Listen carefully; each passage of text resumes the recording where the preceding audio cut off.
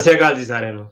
ਸਾਡੇ ਅੱਜ ਦੇ ਇਸ ਪ੍ਰੋਗਰਾਮ ਨੂੰ ਤੁਹਾਡੇ ਸਾਰਿਆਂ ਤੱਕ ਪਹੁੰਚਾਉਣ 'ਚ ਸਹਿਯੋਗ ਕਰਦੇ ਨੇ ਖਾਲਸਾ ਇੰਸ਼ੋਰੈਂਸ ਏਜੰਸੀ, ਜਿਨ੍ਹਾਂ ਦੇ ਕੋਲੋਂ ਹਰ ਇੱਕ ਤਰੀਕੇ ਦੀ ਇੰਸ਼ੋਰੈਂਸ ਕਰਵਾ ਸਕਦੇ ਹੋ।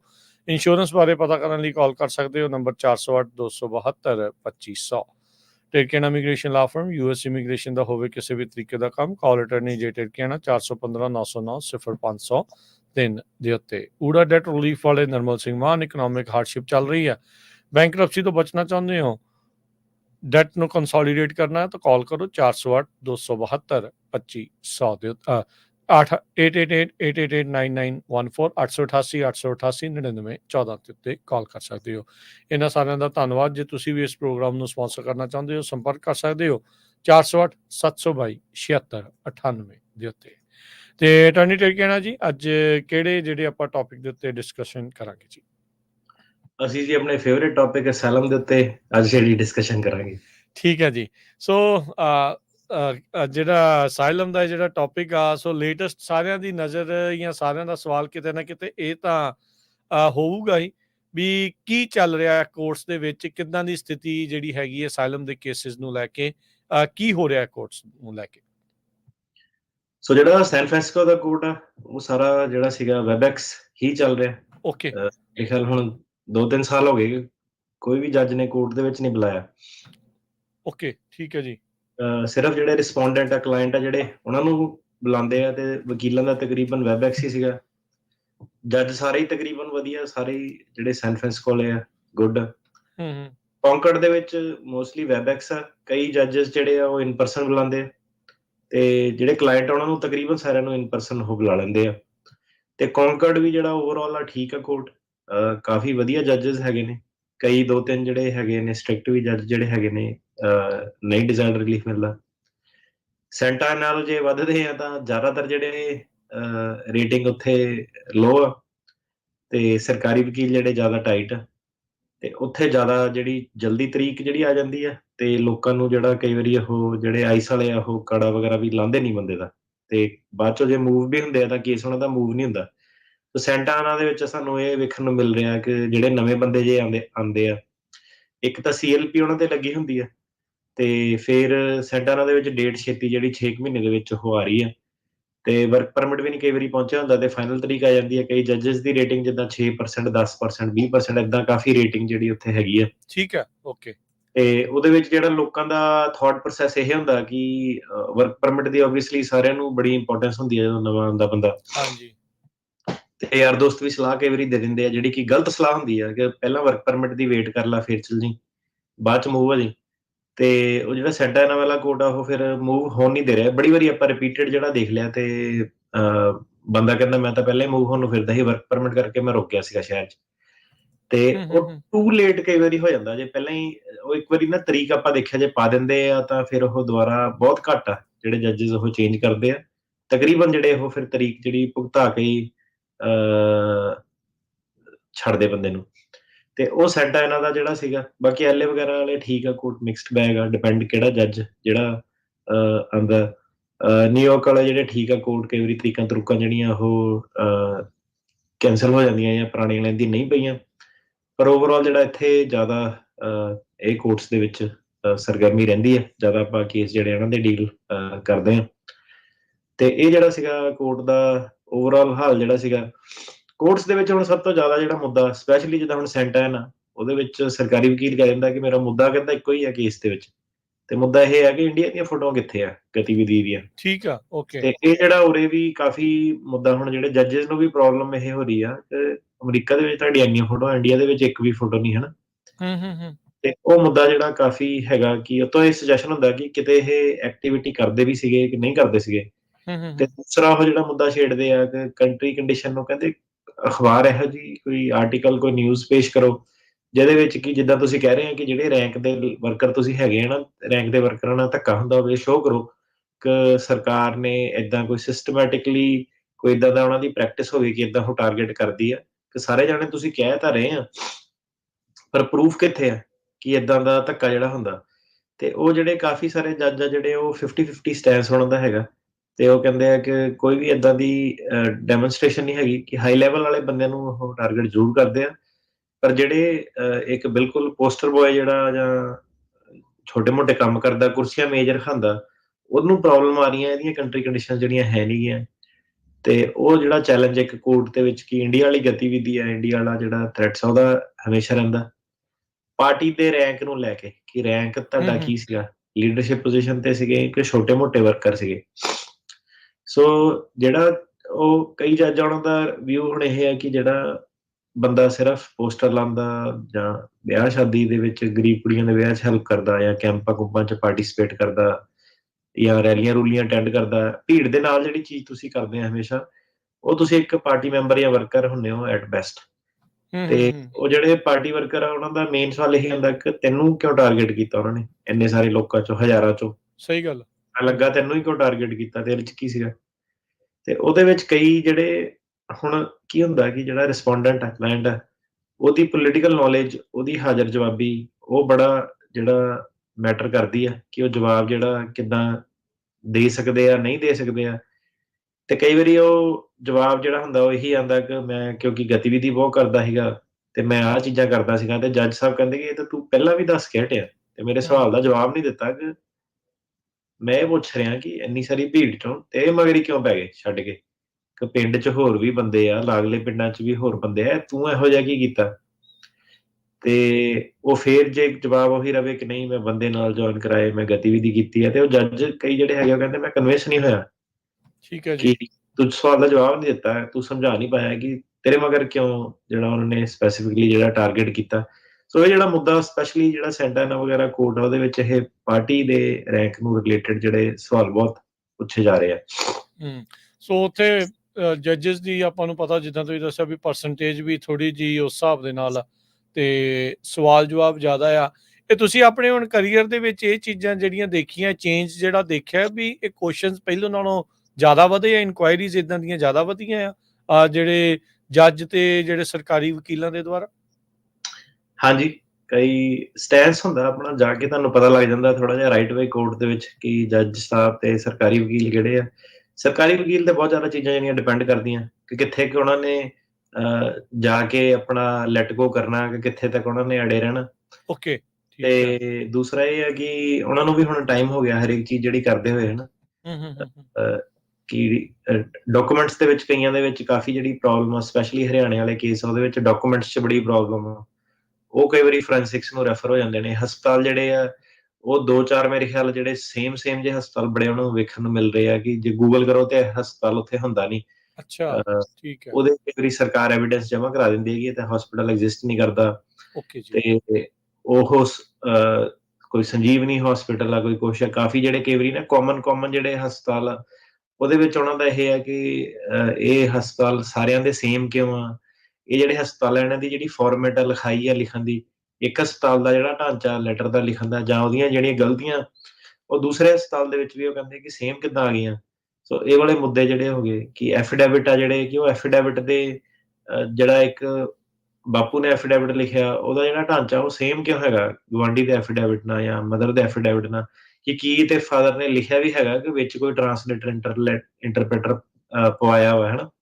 ਉਹ ਚੀਜ਼ਾਂ ਜਿਹੜੀਆਂ ਆ ਜਾਂਦੀਆਂ ਤੇ ਉਹਦੇ ਵਿੱਚ ਕਈ ਵਾਰੀ ਇਹਦੇ ਵਿੱਚ ਸਲਾਹ ਵੀ ਕੀਤੀ ਹੈ, ਡਿਸਕਸ਼ਨ ਵੀ ਕੀਤੀ ਹੈ ਕਿ ਜਿਹੜਾ ਆਪਣਾ ਹੱਥੀਂ ਉਹਨਾਂ ਕੋਲ ਆਪ ਜਿਹੜੇ ਲਿਖਾਓ, ਉਹਨਾਂ ਦੀ ਜ਼ਬਾਨੀ ਆਪਣੇ ਹੱਥੀਂ ਲਿਖਣ, ਭਾਵੇਂ ਇੱਕ ਪੈਰਾਗ੍ਰਾਫ ਹੀ ਲਿਖਣ, ਉਹਦੀ ਜ਼ਿਆਦਾ ਵੈਲਿਊ ਜਿਹੜੀ ਰਹਿੰਦੀ ਆ ਵਰਸਸ ਕਿ ਜਿਹੜੇ ਢਾਂਚੇ ਵਾਲੇ ਕੋਈ ਵਿੱਚ ਇੰਟਰਮੀਡੀਏਰੀ ਬੰਦਾ ਵਕੀਲ ਇੰਗੇਜ ਹੋ ਜਾਂਦਾ ਤੇ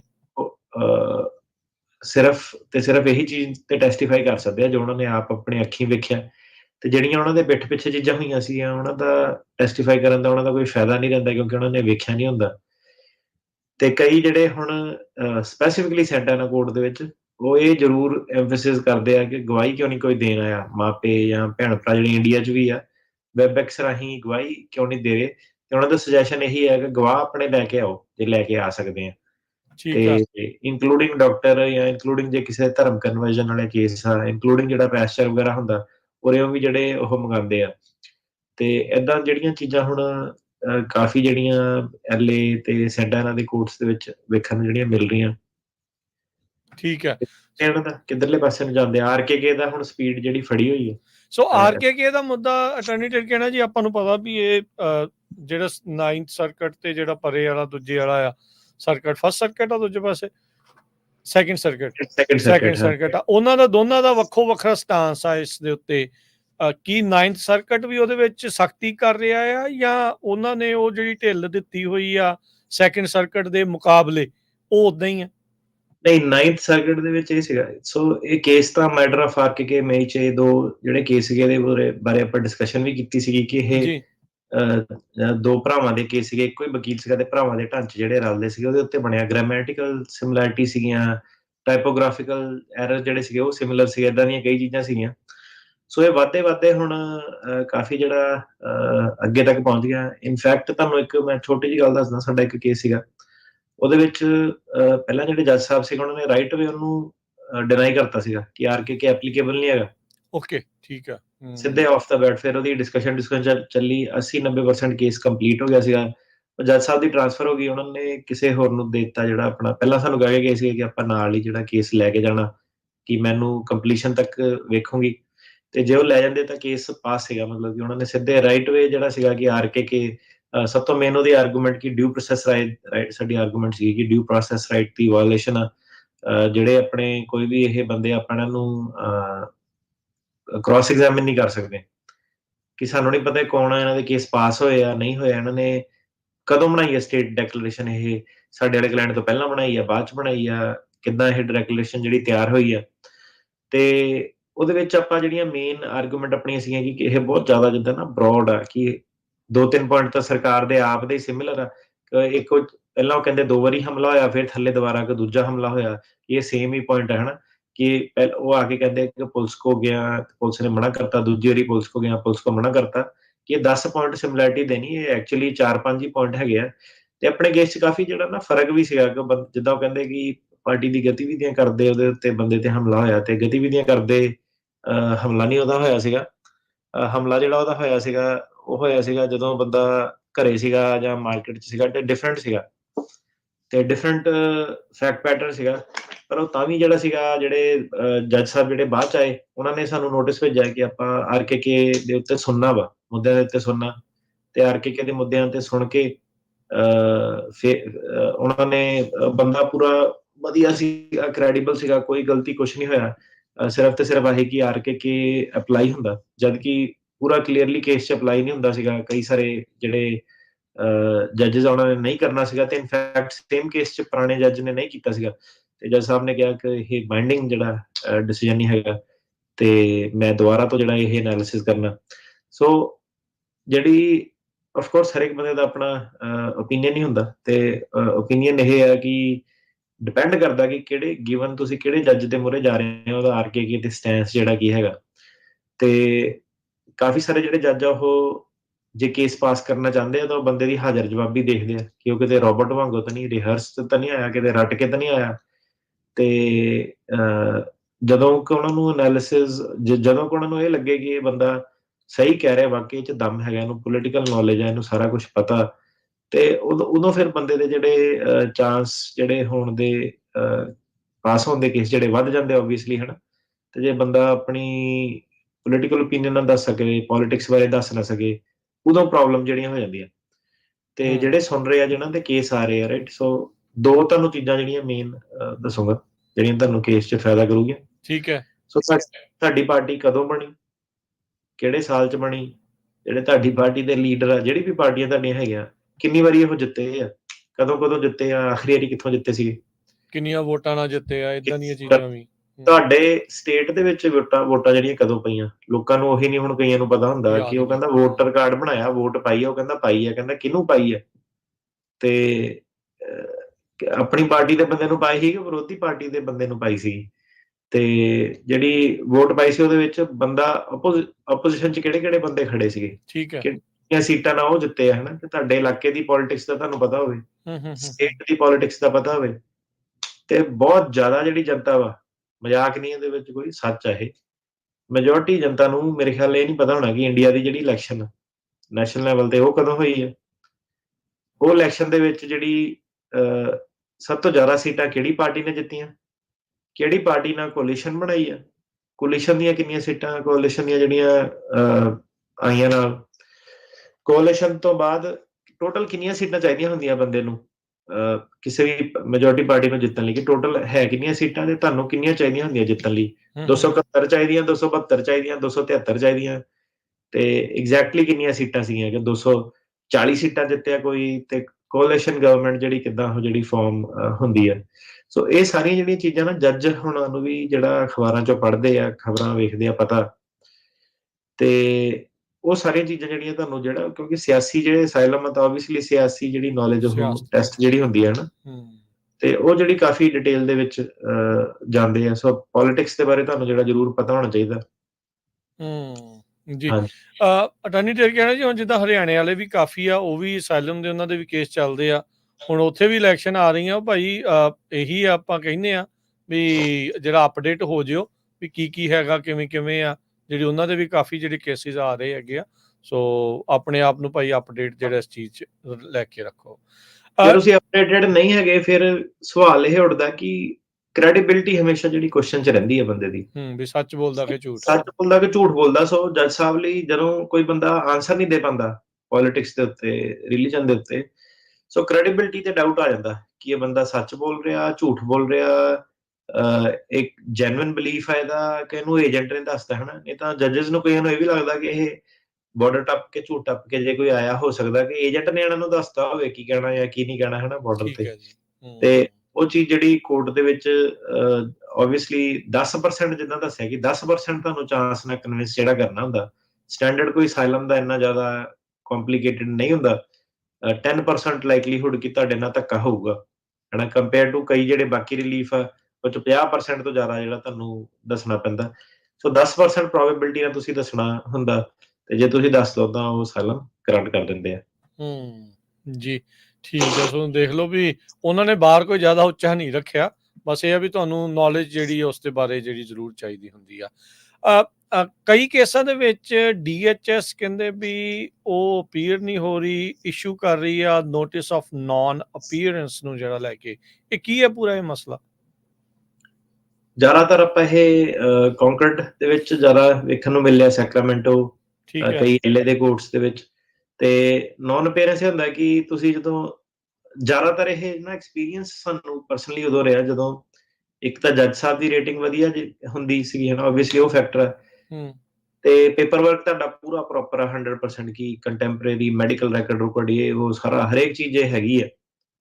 ਤੇ ਜਿਹੜਾ ਸਰਕਾਰੀ ਵਕੀਲ ਆ ਉਹ ਆਪਣਾ ਅੰਦਾਜ਼ਾ ਲਗਾ ਲੈਂਦੇ ਆ ਕਿ ਇਹ ਕੇਸ ਦੇ ਵਿੱਚ ਮੋਸਟ ਲਾਈਕਲੀ ਜਿਹੜਾ ਜੱਜ ਸਾਹਿਬ ਨੇ ਅਪਰੂਵ ਕਰਨਾ ਹੀ ਆ, ਸਪੈਸ਼ਲੀ ਜੇ ਬੰਦੇ ਕੋਲ ਇੰਡੀਆ ਦੀਆਂ ਫੋਟੋਆਂ ਜਾਂ ਪ੍ਰੂਫ ਵਗੈਰਾ ਹੋਣ, ਗਤੀਵਿਧੀਆਂ ਜੇ ਹੈਗੀਆਂ ਉਹਦੀਆਂ, ਤੇ ਉਹਦੇ ਵਿੱਚ ਉਹਨਾਂ ਨੂੰ ਵੀ ਹੁਣ ਇੰਨਾ ਕੁ ਤਾਂ ਅੰਦਾਜ਼ਾ ਉਹਨਾਂ ਨੂੰ ਵੀ ਹੋ ਜਾਂਦਾ ਕਿ ਇਹ ਕੋਰਟ ਰੂਮ ਕਿੱਦਾਂ ਦਾ ਵਾ। ਇਹ ਜੱਜ ਸਾਹਿਬ ਜੇ 90% ਅਪਰੂਵਲ ਰੇਟਿੰਗ ਆ ਤਾਂ ਬੰਦੇ ਦਾ ਪੇਪਰ ਵੀ ਜਿਹੜਾ ਇਨ ਆਰਡਰ ਹੈਗਾ ਸਾਰਾ ਕੁਝ, ਤੇ ਇਹਨੂੰ ਜੱਜ ਸਾਹਿਬ ਨੇ ਮੋਸਟ ਲਾਈਕਲੀ ਅਪਰੂਵ ਕਰਨਾ, ਤੇ ਆਪਣਾ ਟਾਈਮ ਜਿਹੜਾ ਖਰਾਬ ਨਾ ਕਰੀਏ। ਤੇ ਸਰਕਾਰ ਆਪਣਾ ਫਿਰ ਉਹ ਚੀਜ਼ਾਂ 'ਚ ਨਾ ਟਾਈਮ ਨਹੀਂ ਖਰਾਬ ਕਰਦੀ, ਉਹ ਨਾਨ ਅਪੀਅਰੈਂਸ ਕਰ ਦਿੰਦੀ ਹੈ ਕਿ ਜੱਜ ਸਾਹਿਬ ਨੂੰ ਕਿ ਤੁਸੀਂ ਜਿੱਦਾਂ ਫੈਸਲਾ ਕਰਨਾ ਕਰ ਦਿਓ। ਤੇ ਕੱਲ ਐਕਚੁਅਲੀ ਸਾਡਾ ਇੱਕ ਕੇਸ ਸੀਗਾ ਇਹਦੇ ਉੱਤੇ, ਤੇ ਉਹ ਕਾਫੀ ਮੂਵ ਹੋ ਕੇ ਇੱਧਰ ਉੱਧਰੋਂ ਨਿਊਯਾਰਕ ਵਗੈਰਾ ਕਾਫੀ ਵਕੀਲਾਂ ਤੋਂ ਜਾ ਕੇ ਜਿਹੜਾ ਉਹ ਬੰਦਾ ਆਪਣੇ ਕੋਲ ਬਾਅਦ ਇੱਧਰ ਮੂਵ ਹੋਇਆ ਕੈਲੀਫੋਰਨੀਆ ਨੂੰ, ਤੇ ਇੱਧਰ ਕੇਸ ਜਿਹੜਾ ਆਇਆ, ਤੇ ਉਹ ਕੇਸ ਦੇ ਵਿੱਚ ਜਿਹੜਾ ਸੀਗਾ ਨਾਨ ਅਪੀਅਰੈਂਸ ਜਿਹੜਾ ਸੀਗਾ ਸਵੇਰੇ ਹੀ ਸਰਕਾਰੀ ਵਕੀਲ ਨੇ ਫਾਈਲ ਕੀਤਾ, ਤੇ 15 ਕੁ ਮਿੰਟ ਮੇਰੇ ਖਿਆਲ ਕੋਈ ਹੀਅਰਿੰਗ ਜਿਹੜੀ ਚੱਲੀ ਹੋਣੀ ਆ, ਜਿਹਦੇ ਵਿੱਚ ਜ਼ਿਆਦਾਤਰ ਕਿ ਡਾਕੂਮੈਂਟ ਮਾਰਕ ਕਰਕੇ ਤੇ 1-2 ਮਿੰਟ ਦੇ ਜਿਹੜੇ ਸੀਗੇ ਉਹਨੂੰ ਸਵਾਲ ਜਿਹੜੇ ਪੁੱਛੇ ਹੋਣੇ, ਤੇ ਦੈਟਸ ਇਟ। ਅੱਛਾ, ਦੈਟਸ ਇਟ। ਸੋ ਕੀ ਐਡਵਾਈਸ ਆ ਤੁਹਾਡੀ ਇਹੋ ਜਿਹੇ ਮਾਮਲਿਆਂ ਦੇ ਵਿੱਚ ਜਿਹੜੇ ਜਿਨ੍ਹਾਂ ਦੇ ਇਦਾਂ ਦੇ ਕੇਸ ਚੱਲ ਰਹੇ ਆ, ਤੁਸੀਂ ਕੀ ਉਹਨਾਂ ਨੂੰ ਕਹਿਣਾ ਚਾਹੁੰਦੇ, ਕਿੱਦਾਂ ਰੈਡੀ ਹੋਣ, ਕਿੱਦਾਂ ਕੀ ਹੈ? ਜਿਹੜੇ ਕੇਸ ਚੱਲਦੇ ਆ, ਮਤਲਬ ਸਲਾਹ ਹੁਣ ਜਿਹੜੀ ਸਭ ਤੋਂ ਮੇਨ ਪ੍ਰੋਬਲਮ ਆਪਾਂ ਨੂੰ ਇਹ ਆ ਰਹੀ ਹੈ ਕਿ ਭਰਾ ਵਗੈਰਾ, ਸਿਬਲਿੰਗ ਵਗੈਰਾ ਕਾਫੀ ਜਿਹੜੇ ਲੋਕਾਂ ਦੇ ਅਮਰੀਕਾ ਦੇ ਵਿੱਚ ਹੈਗੇ ਆ ਜੀ, ਉਹਦੇ ਵਿੱਚ ਕਈ ਵਾਰੀ ਜਿਹੜਾ ਚੰਗਾ ਜੱਜ ਵੀ ਰੇਟਿੰਗ ਵਾਲਾ ਵੀ ਉਹ ਵੀ ਤੁਹਾਨੂੰ ਦੱਸਦਾ ਕਿ ਜਾ ਕੇ ਤੁਸੀਂ ਆਪਣੇ ਜਿਹੜੇ ਕੰਸੋਲੀਡੇਟ ਕਰੋ, ਕੇਸ ਇਕੱਠੇ ਕਰੋ, ਜਾਂ ਆਪਣੇ ਭਰਾ ਭੈਣ ਨੂੰ ਵਿਟਨੈਸ ਜਿਹੜਾ ਲੈ ਕੇ ਆਓ, ਤੇ ਉਹਦੇ ਵਿਟਨੈਸ ਲਈ ਤੁਹਾਨੂੰ ਇੱਕ ਪ੍ਰਾਈਵੇਸੀ ਵੇਵਰ ਕਰਨਾ ਹੁੰਦਾ। ਮਤਲਬ ਕਿ ਤੁਸੀਂ ਇਨਫੋਰਮਡ ਕੰਸੈਂਟ ਤੁਹਾਨੂੰ ਚਾਹੀਦਾ ਹੁੰਦਾ ਕਿ ਤੁਹਾਡੀ ਜਿਹੜੀ ਜਾਣਕਾਰੀ ਆ ਤੁਹਾਡੇ ਕੇਸ ਦੇ ਵਿੱਚ ਜਿਹੜੀ ਆ ਦੂਜੇ ਪਾਸੇ ਵਰਤੀ ਜਾਊਗੀ, ਦੂਜੇ ਭਰਾ ਦੇ ਕੇਸ ਦੇ ਵਿੱਚ, ਕਿ ਫਾਈਲਾਂ ਦੋਨਾਂ ਦੀਆਂ ਸਾਂਝੀਆਂ ਜਿਹੜੀਆਂ ਸ਼ੇਅਰ ਹੋ ਗਈਆਂ। ਤੇ ਸਾਡੀ ਐਡਵਾਈਸ ਪਰਸਨਲੀ ਇਹੀ ਹੁੰਦੀ ਹੈ ਕਿ ਜੇ ਤੁਹਾਡੇ ਕਾਮਨ ਐਲੀਮੈਂਟ ਹੈਗੇ ਆ ਤੇ ਤੁਹਾਨੂੰ ਤੁਸੀਂ ਸਟਰੋਂਗ ਵਿਟਨੈਸ ਹੈਗੇ ਇੱਕ ਦੂਜੇ ਦੇ ਕੇਸ ਦੇ ਲਈ, ਤੇ ਤੁਸੀਂ ਉਹਨੂੰ ਕੰਸੋਲੀਡੇਟ ਕਰੋ ਕੇਸਿਸ ਨੂੰ, ਕਿਉਂਕਿ ਜੇ ਗਵਾਹੀ ਦੇਣੀ ਉਹ ਵੀ ਸੇਮ ਥਿੰਗ ਹੀ ਹੋ ਜਾਂਦੀ ਹੈ ਕਿ ਹੁਣੇ ਆਪਣਾ ਇਸੇ ਹਫਤੇ ਇੱਕ ਹੋਰ ਕੇਸ ਸੀਗਾ, ਦੋ ਭਰਾ ਜਿਹੜੇ ਸੀਗੇ, ਇੱਕ ਦਾ ਕੇਸ ਕਿਸੇ ਹੋਰ ਵਕੀਲ ਕੋਲ ਸੀਗਾ, ਇੱਕ ਦਾ ਸਾਡਾ ਕੋਲ ਸੀਗਾ, ਤੇ ਉਹਦੀ ਦੂਜੀ ਹੀਅਰਿੰਗ ਜਿਹੜੀ ਪਈ ਸੀਗੀ, ਪਹਿਲੀ ਹੀਅਰਿੰਗ 'ਚ ਜਿਹੜੇ ਜੱਜ ਸਾਹਿਬ ਸੀਗੇ, ਤੇ ਜੱਜ ਸਾਹਿਬ ਨੇ ਕਿਹਾ ਕਿ ਨਹੀਂ, ਉਹਦੀ ਗਵਾਹੀ ਜਿਹੜੀ ਹੋਣੀ ਜ਼ਰੂਰੀ ਹੈ ਭਰਾ ਦੀ, ਤੇ ਉਦੋਂ ਉਹਨੇ ਕਿਹਾ ਕਿ ਨਹੀਂ, ਉਹਦਾ ਵਕੀਲ ਨਹੀਂ ਮੰਨਦਾ ਜਾਂ ਏਦਾਂ ਵੀ ਹੈ, ਤੇ ਜੱਜ ਸਾਹਿਬ ਨੇ ਕਿਹਾ ਕਿ ਨਹੀਂ, ਫਿਰ ਇਹ ਨਾ ਐਡਵਰਸ ਫਾਈਂਡਿੰਗ ਮੈਂ ਕਰੂੰਗੀ, ਨੈਗੇਟਿਵ ਇਨਫਲੂਐਂਸ ਦਾ ਡਰਾ ਕੀਤਾ ਜਾਊਗਾ ਜੇ ਗਵਾਹੀ ਦੇਣ ਨਹੀਂ ਆਇਆ ਭਰਾ। ਤੇ ਦੂਸਰੇ ਦੇ ਵਿੱਚ ਭਰਾ ਦੀ ਜਿਹੜੀ ਗਵਾਹੀ ਦਾ ਜਿਹੜਾ ਟਾਈਮ ਸੀਗਾ, ਤੇ ਵਕੀਲ ਸਾਹਿਬ ਨੇ ਉਹਨਾਂ ਦੇ ਨੇ ਜਿਹੜਾ ਸੀਗਾ ਉਹ ਕਿਹਾ ਕਿ ਨਹੀਂ, ਇਹ ਗਵਾਹੀ ਨਾ ਦੇਵੇ, ਜੋ ਸਾਨੂੰ ਡਾਕੂਮੈਂਟ ਚਾਹੀਦੇ ਸੀ ਦਿੱਤੇ ਨਹੀਂ। ਤੇ ਫਿਰ ਉਹ ਪਹਿਲਾ ਮੁੱਦਾ ਬਣਿਆ ਕੋਰਟ ਦੇ ਵਿੱਚ ਕਿ ਜੱਜ ਸਾਹਿਬ ਏਦਾਂ, ਵਕੀਲ ਨੇ ਏਦਾਂ ਕਿਹਾ, ਤੇ ਜੱਜ ਸਾਹਿਬ ਨੇ ਫਿਰ ਸਾਰੀ ਜਿਹੜੀ ਪ੍ਰਾਈਵੇਸੀ ਵਗੈਰਾ ਲੈ ਕੇ ਬੰਦੇ ਨੂੰ ਸਹੁੰ ਚੁਕਾ ਕੇ ਕਿ ਤੇਰਾ ਇਨਫੋਰਮਡ ਕੰਸੈਂਟ ਆ, ਤੂੰ ਇਹ ਗੱਲ ਨੂੰ ਸਮਝਦਾ, ਤੈਨੂੰ ਮੌਕਾ ਦਿੱਤਾ ਸੀਗਾ ਵਕੀਲ ਨਾਲ ਪੁੱਛਣ ਦਾ, ਤੂੰ ਗੱਲ ਕਰ ਲਈ, ਤੇਰਾ ਫਾਈਨਲ ਡਿਸੀਜਨ ਕੀ ਬਣਿਆ। ਤੇ ਉਹ ਬੰਦੇ ਨੇ ਫਿਰ ਗਵਾਹੀ ਜਿਹੜੀ ਦਿੱਤੀ ਆਪਣੇ ਵਕੀਲ ਦੀ ਐਡਵਾਈਸ ਦੇ ਅਗੇਂਸਟ ਜਾ ਕੇ, ਤੇ ਕਹਿੰਦਾ ਮੈਂ ਦੇਣੀ ਆ। ਕਾਫੀ ਆਪਣਾ ਜਿਹੜਾ ਜਾ ਕੇ ਉਹਨੇ ਵਕੀਲ ਦੇ ਪਿੱਛੇ ਲੱਗਾ ਰਿਹਾ, ਕੰਸੈਂਟ ਫਾਰਮ ਦਿਓ ਆਪਣਾ, ਤੇ ਜੱਜ ਸਾਹਿਬ ਨੇ ਫਿਰ ਇਹੀ ਕਿਹਾ ਕਿ ਨਹੀਂ, ਇਹਦੀ ਗਵਾਹੀ ਹੋਊਗੀ ਕਿਉਂਕਿ ਗਵਾਹੀ ਦੇਣੀ ਚਾਹੁੰਦਾ। ਤੇ ਉਹ ਭਰਾ ਦਾ ਕੇਸ ਜਿਹੜਾ ਸੀਗਾ ਉਹਦਾ ਫਿਰ ਪਾਸ ਹੋ ਗਿਆ ਸੀਗਾ ਉਹਦੀ ਗਵਾਹੀ ਦੇ ਬੇਸ ਤੇ, ਕਿਉਂਕਿ ਸਿੱਧੇ ਹੀ ਗਵਾਹ ਸੀਗਾ, ਐਵੀਡੈਂਸ ਸੀਗਾ। ਪਰ ਪ੍ਰੋਬਲਮ ਹੁਣ ਇਹ ਪੈ ਗਈ ਕਿ ਜੇ ਦੋਨਾਂ ਦੇ ਕੇਸ ਇਕੱਠੇ ਹੁੰਦੇ, ਦੋਨਾਂ ਦੇ ਇਕੱਠੇ ਹੀ ਪਾਸ ਹੋ ਜਾਣੇ ਸੀਗੇ, ਹਨਾ। ਜੇ ਗਵਾਹੀ ਮਾੜੀ ਹੁੰਦੀ, ਫੇਲ ਹੁੰਦਾ, ਤੇ ਇਹਦਾ ਵੀ ਫੇਲ ਹੋਣਾ ਸੀਗਾ। ਇਹਦੀ ਗਵਾਹੀ ਜਿਹੜੀ ਸੀਗੀ ਇਹਦੇ ਖੁਦ ਦੇ ਕੇਸ ਦੇ ਵਿੱਚ ਵੀ ਵਰਤੀ ਜਾਣੀ ਸੀਗੀ। ਠੀਕ ਹੈ। ਸੋ ਗੱਲ ਉਹੀ ਆ ਜਾਂਦੀ ਕਿ ਜੇ ਗਵਾਹੀ ਦੇਣੀ ਹੋਈ ਆ, ਤੇ ਉਹ ਜੇ ਮਾੜੀ ਹੋਈ ਗਵਾਹੀ ਤਾਂ ਉਹ ਤੁਹਾਡੇ ਦੋਨਾਂ ਦੇ ਖਿਲਾਫ ਵਰਤੀ ਜਾਣੀ ਆ, ਤੇ ਫਿਰ ਤੁਸੀਂ ਚੰਗੇ ਵਾਲਾ ਵੀ ਏਦਾਂ ਰੱਖੋ ਨਾ ਕਿ ਜੇ ਚੰਗੀ ਹੋ ਗਈ ਤਾਂ ਵੀ ਦੋਨਾਂ ਨੂੰ ਬੈਨੀਫਿਟ ਹੋਣਾ। ਫਿਰ ਸੈਂਸ ਨਹੀਂ ਬਣਦੀ ਕਿ ਜੇ ਖਰਾਬ ਹੋ ਗਈ ਤਾਂ ਦੋਨਾਂ ਦਾ ਪਤਾ ਕੱਟ ਜਾਣਾ, ਜੇ ਚੰਗੀ ਹੋ ਗਈ ਤੇ ਪਹਿਲਾਂ ਸਿਰਫ ਇੱਕ ਕੇਸ ਪਾਸ ਹੋਵੇ, ਹਨਾ। ਤੇ ਜੱਜ ਸਾਹਿਬ ਕਹਿੰਦੇ ਕੰਸੋਲੀਡੇਟ ਕਿਉਂ ਨਹੀਂ ਕੀਤੇ? ਮੈਂ ਕਿਹਾ ਉਹਨਾਂ ਦੇ ਆਪਣੇ ਉਹ ਸੀਗੇ, ਤੇ ਜੱਜ ਸਾਹਿਬ ਦਾ ਵੀ ਬੇਸਿਕਲੀ ਇਸ਼ਾਰਾ ਸੀਗਾ ਕਿ ਕੰਸੋਲੀਡੇਟ, ਸਪੈਸ਼ਲੀ ਜੇ ਜੱਜ ਦੀ ਰੇਟਿੰਗ ਵਧੀਆ, ਰੈਂਕਿੰਗ ਵਧੀਆ ਹੈਗੀ, ਤੇ ਕੋਈ ਰੀਜ਼ਨ ਨਹੀਂ ਹੈਗਾ ਕਿ ਨਾ ਕੰਸੋਲੀਡੇਟ ਕੀਤਾ ਜਾਵੇ, ਅਨਲੈਸ ਤੁਹਾਡਾ ਵਾਕਈ ਕੋਈ ਟੈਕਨੀਕਲ ਇਸ਼ੂ ਕਰਕੇ ਤੁਸੀਂ ਕੰਸੋਲੀਡੇਸ਼ਨ ਨਹੀਂ ਕਰਨੀ ਚਾਹੁੰਦੇ। ਜੀ ਜੀ, ਬਿਲਕੁਲ। ਸੋ ਤਿਆਰੀ ਰੱਖੋ, ਆਪਣੇ ਕੇਸ ਦੇ ਬਾਰੇ ਜਾਣਕਾਰੀ ਰੱਖੋ, ਤੇ ਨਾਲ ਦੇ ਨਾਲ ਜਿਹੜੀ ਉਹ ਨੌਲੇਜ ਰੱਖੋ। ਇਹ ਜਿਹੜਾ ਸਵਾਲ ਆ ਤਸਵੀਰਾਂ ਵਾਲਾ ਵੀ ਆ, ਉਹ ਵੀ ਚੱਲ ਰਿਹਾ ਆ। ਪਾਰਟੀ ਦੇ ਵਿੱਚ ਰੈਂਕ ਨੂੰ ਲੈ ਕੇ ਵੀ ਜਿਹੜੀ ਆ ਉਹ ਵੀ ਜਿਹੜੇ ਸਵਾਲ ਉਹ ਵੱਧ ਪੁਸ਼ ਜਿਹੜੇ ਉਹ ਹੋ ਰਹੇ ਹੈਗੇ ਆ। ਸੋ ਆਪਣੇ ਆਪ ਨੂੰ ਭਾਈ ਤਿਆਰ ਰੱਖੋ। ਕਿਉਂ ਤੁਸੀਂ ਇੰਪੋਰਟੈਂਟ ਆ, ਕਿਉਂ ਤੁਹਾਡਾ ਕੇਸ ਜੈਨੂਅਨ ਆ, ਇਹ ਤੁਸੀਂ ਕਨਵਿੰਸ ਕਰਨਾ ਆ ਉੱਥੇ ਜਿਹੜੇ ਉੱਥੇ ਜੱਜ ਨੂੰ, ਤੇ ਦੂਜੇ ਪਾਸੇ ਜਿਹੜਾ ਓਬਵੀਅਸਲੀ ਜੱਜ ਨੂੰ ਹੀ ਜਿਹੜਾ ਸਭ ਤੋਂ ਜ਼ਿਆਦਾ ਤੁਸੀਂ ਕਨਵਿੰਸ ਕਰਨਾ ਹੁੰਦਾ ਆ। ਤੇ ਡੈਨੀ ਟੇਡ ਕਹਿੰਦਾ ਜੀ, ਕੀ ਰਿਪੋਰਟਸ ਆ ਰਹੀਆਂ ਆ ਓਵਰਆਲ ਬਾਰਡਰ ਕ੍ਰਾਸਿੰਗਸ ਨੂੰ ਜਿਹੜਾ ਉਹ ਲੈ ਕੇ? ਹੁਣ ਪਿਛਲੇ ਵੀਕ ਦੇ ਵਿੱਚ 2 ਨਿਊਜ਼ ਆਈਆਂ ਸੀ। ਅਮਰੀਕਾ ਨੇ ਪੈਨਾਮਾ ਨੂੰ ਡਾਲਰ ਦਿੱਤੇ ਵੀ ਉੱਥੋਂ ਹੀ ਲੋਕਾਂ ਨੂੰ ਡਿਪੋਰਟ ਕਰੋ। ਇਸੇ ਤਰੀਕੇ ਦੇ ਨਾਲ ਬ੍ਰਾਜ਼ੀਲ, ਐਕਵਾਡੋਰ ਨੂੰ ਵੀ ਇਸ ਤਰੀਕੇ ਦੇ ਨਾਲ ਉੱਥੋਂ ਫਲਾਈਟਾਂ ਚੱਲੀਆਂ, ਕੁਛ ਵੈਨੇਜ਼ੁਏਲਾ ਨੂੰ ਗਈਆਂ ਜਾਂ ਹੋਰ ਮੁਲਕਾਂ ਨੂੰ ਗਈਆਂ, ਵਿੱਚੋਂ ਇੰਡੀਆ ਨੂੰ ਵੀ ਜਿਹੜੀਆਂ ਗਈਆਂ। CLP ਵੀ ਲਾਗੂ ਆ, ਕੈਨੇਡਾ ਦੇ ਬਾਰਡਰ ਵਾਲੇ ਪਾਸੇ ਵੀ CLP ਆ, ਮੈਕਸੀਕੋ ਤੇ ਵੀ ਆ, ਤੇ ਉੱਤੋਂ ਇਹ ਤੀਜੇ ਮੁਲਕਾਂ ਦੇ ਨੂੰ ਮਨੀ ਦੇ ਕੇ ਤੇ ਉੱਥੋਂ ਹੀ ਡਿਪੋਰਟ ਕਰਵਾ ਰਹੇ ਆ ਲੋਕਾਂ ਨੂੰ। ਓਵਰਆਲ ਕੀ ਸਥਿਤੀ ਚੱਲ ਰਹੀ ਹੈ ਬਾਰਡਰ ਨੂੰ ਜਿਹੜਾ ਉਹ ਲੈ ਕੇ? ਓਵਰਆਲ ਜਿਹੜੇ ਲੋਕੀ ਹੁਣ ਆ ਰਹੇ ਆ, ਉਹਨਾਂ ਦੇ ਬਿਆਨ ਜਿਹੜੇ ਸੁਣੇ ਜਾ ਰਹੇ ਆ। ਠੀਕ ਹੈ। CLP ਦਾ ਮੁੱਦਾ ਜਿਹੜਾ ਲੱਗ ਰਿਹਾ, ਜੇ CLP ਦੀ ਕੋਈ ਐਕਸੈਪਸ਼ਨ ਨਹੀਂ ਬੰਦਾ ਕੁਆਲੀਫਾਈ ਕਰਦਾ, ਐਪ ਜਾਂ ਕੋਈ ਉਹਨਾਂ ਨੂੰ ਇਮੀਨੈਂਟ ਥ੍ਰੈਟ ਸੀਗਾ ਮੈਕਸੀਕੋ ਜਾਂ ਹੋਰ ਕੰਟਰੀਆਂ 'ਚ, CLP ਲਗਾ ਕੇ ਕੈਂਪ 'ਚ ਹੀ ਜਿਹੜਾ CLP ਲਗਾ ਰਹੇ ਆ ਉੱਥੇ ਹੀ। ਤੇ ਕਾਫੀ ਜਿਹੜੇ ਲੋਕਾਂ ਦੇ ਜਿਹੜੇ ਹੁਣ ਹੈਗੇ ਆ, ਨਹੀਂ ਬੌਂਡ ਵਗੈਰਾ ਜਿਹੜੇ ਪੈ ਰਹੇ, ਜੇਲ੍ਹਾਂ 'ਚ ਹੀ ਆ।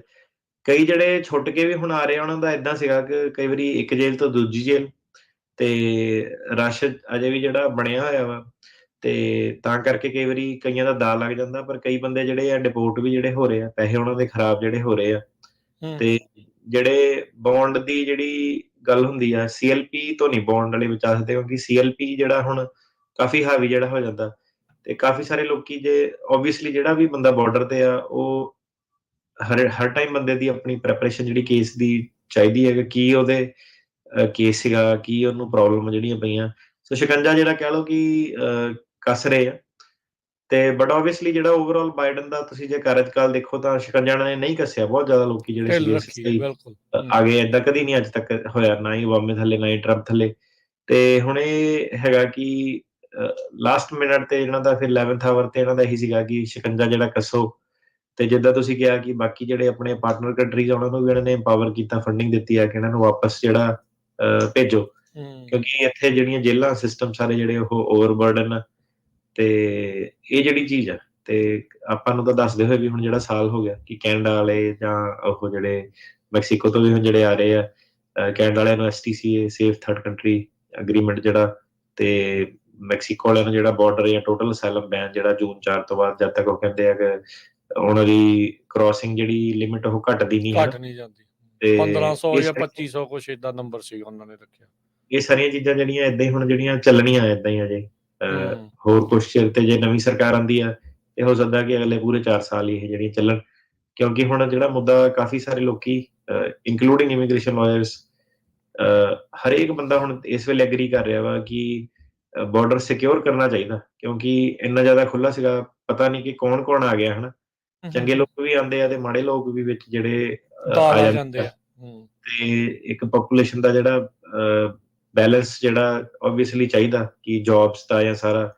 ਤੇ ਜਿੱਥੇ ਤੁਸੀਂ ਲਾ ਲਓ ਕਿ ਕੋਵਿਡ 'ਚ ਸਟੋਰ ਵਾਲੇ ਨੂੰ ਜੇ 5000 ਮਿਲਦੇ ਸੀ, ਤੇ ਹੁਣ ਅੱਜ ਉਹਦੀ ਤਨਖਾਹ ਜਿਹੜੀ 2000 ਹੈਗੀ ਹੈ। ਹਨਾ, ਤੇ ਯੂਰਪ ਵਾਲੇ ਜਿਹੜੇ ਦੇਖ ਕੇ ਆਉਂਦੇ ਸੀਗੇ ਆ ਅਮਰੀਕਾ 'ਚ, ਤੇ ਬੰਦਾ ਮਿਨੀਮਮ $5000 ਕਮਾ ਲੈਂਦਾ ਵਾ।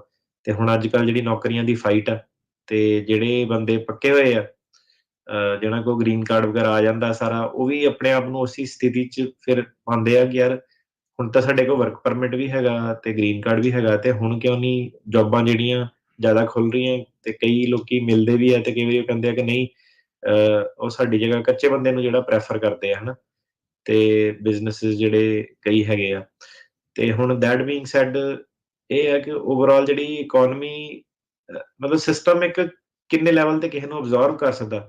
ਪਹਿਲਾਂ ਕੀ ਸੀਗਾ ਕਿ ਇੱਕ ਵੇਵ ਆਉਂਦੀ ਸੀ, ਸਿਸਟਮ ਅਬਜ਼ੋਰਵ ਕਰ ਲੈਂਦਾ ਸੀਗਾ, ਨਵੀਂ ਵੇਵ ਆ ਜਾਂਦੀ ਸੀਗੀ, ਉਹ ਵਾਲੇ ਪਹਿਲਾਂ ਸਟੋਰਾਂ 'ਚ ਕੰਮ ਕਰਦੇ, ਫਿਰ ਅੱਗੇ ਟੈਕਸੀਆਂ ਤੇ ਜਾਂ ਟਰੱਕਾਂ ਤੇ ਏਦਾਂ ਚੱਲ ਜਾਂਦੇ ਸੀ। ਹੁਣ ਤੁਸੀਂ ਦੇਖੋ ਕਿ ਟਰੱਕਾਂ ਵਾਲਾ ਜਿਹੜਾ ਬੰਦਾ, ਉਹ ਵੀ ਹੁਣ, ਮੈਂ ਕਿਹਾ ਪਹਿਲਾਂ ਆਪਣਾ ਜਿੱਦਾਂ ਸੀਗਾ ਇੱਥੇ ਸਹਿਨ ਜਿਹੜੇ ਆਪਾਂ ਏਰੀਆ ਦੇ ਵਿੱਚ, ਇੰਕਲੂਡਿੰਗ ਆਪਣੇ ਕਈ ਫੈਮਿਲੀ ਮੈਂਬਰ ਕਿਸੇ ਨੇ ਸਲਾਹ ਸਲੂਹ ਕਿਸੇ ਲੈਣੀ ਹੁੰਦੀ, ਯਾਰ ਤੁਸੀਂ ਡੋਰਡੈਸ਼ ਏਦਾਂ ਦਾ ਹੋਰ ਕੋਈ ਕੰਮ ਕਿਉਂ ਨਹੀਂ ਕਰਦੇ, ਵੀ ਤਾਂ ਬਹੁਤ ਵਧੀਆ ਕੰਮ ਆ।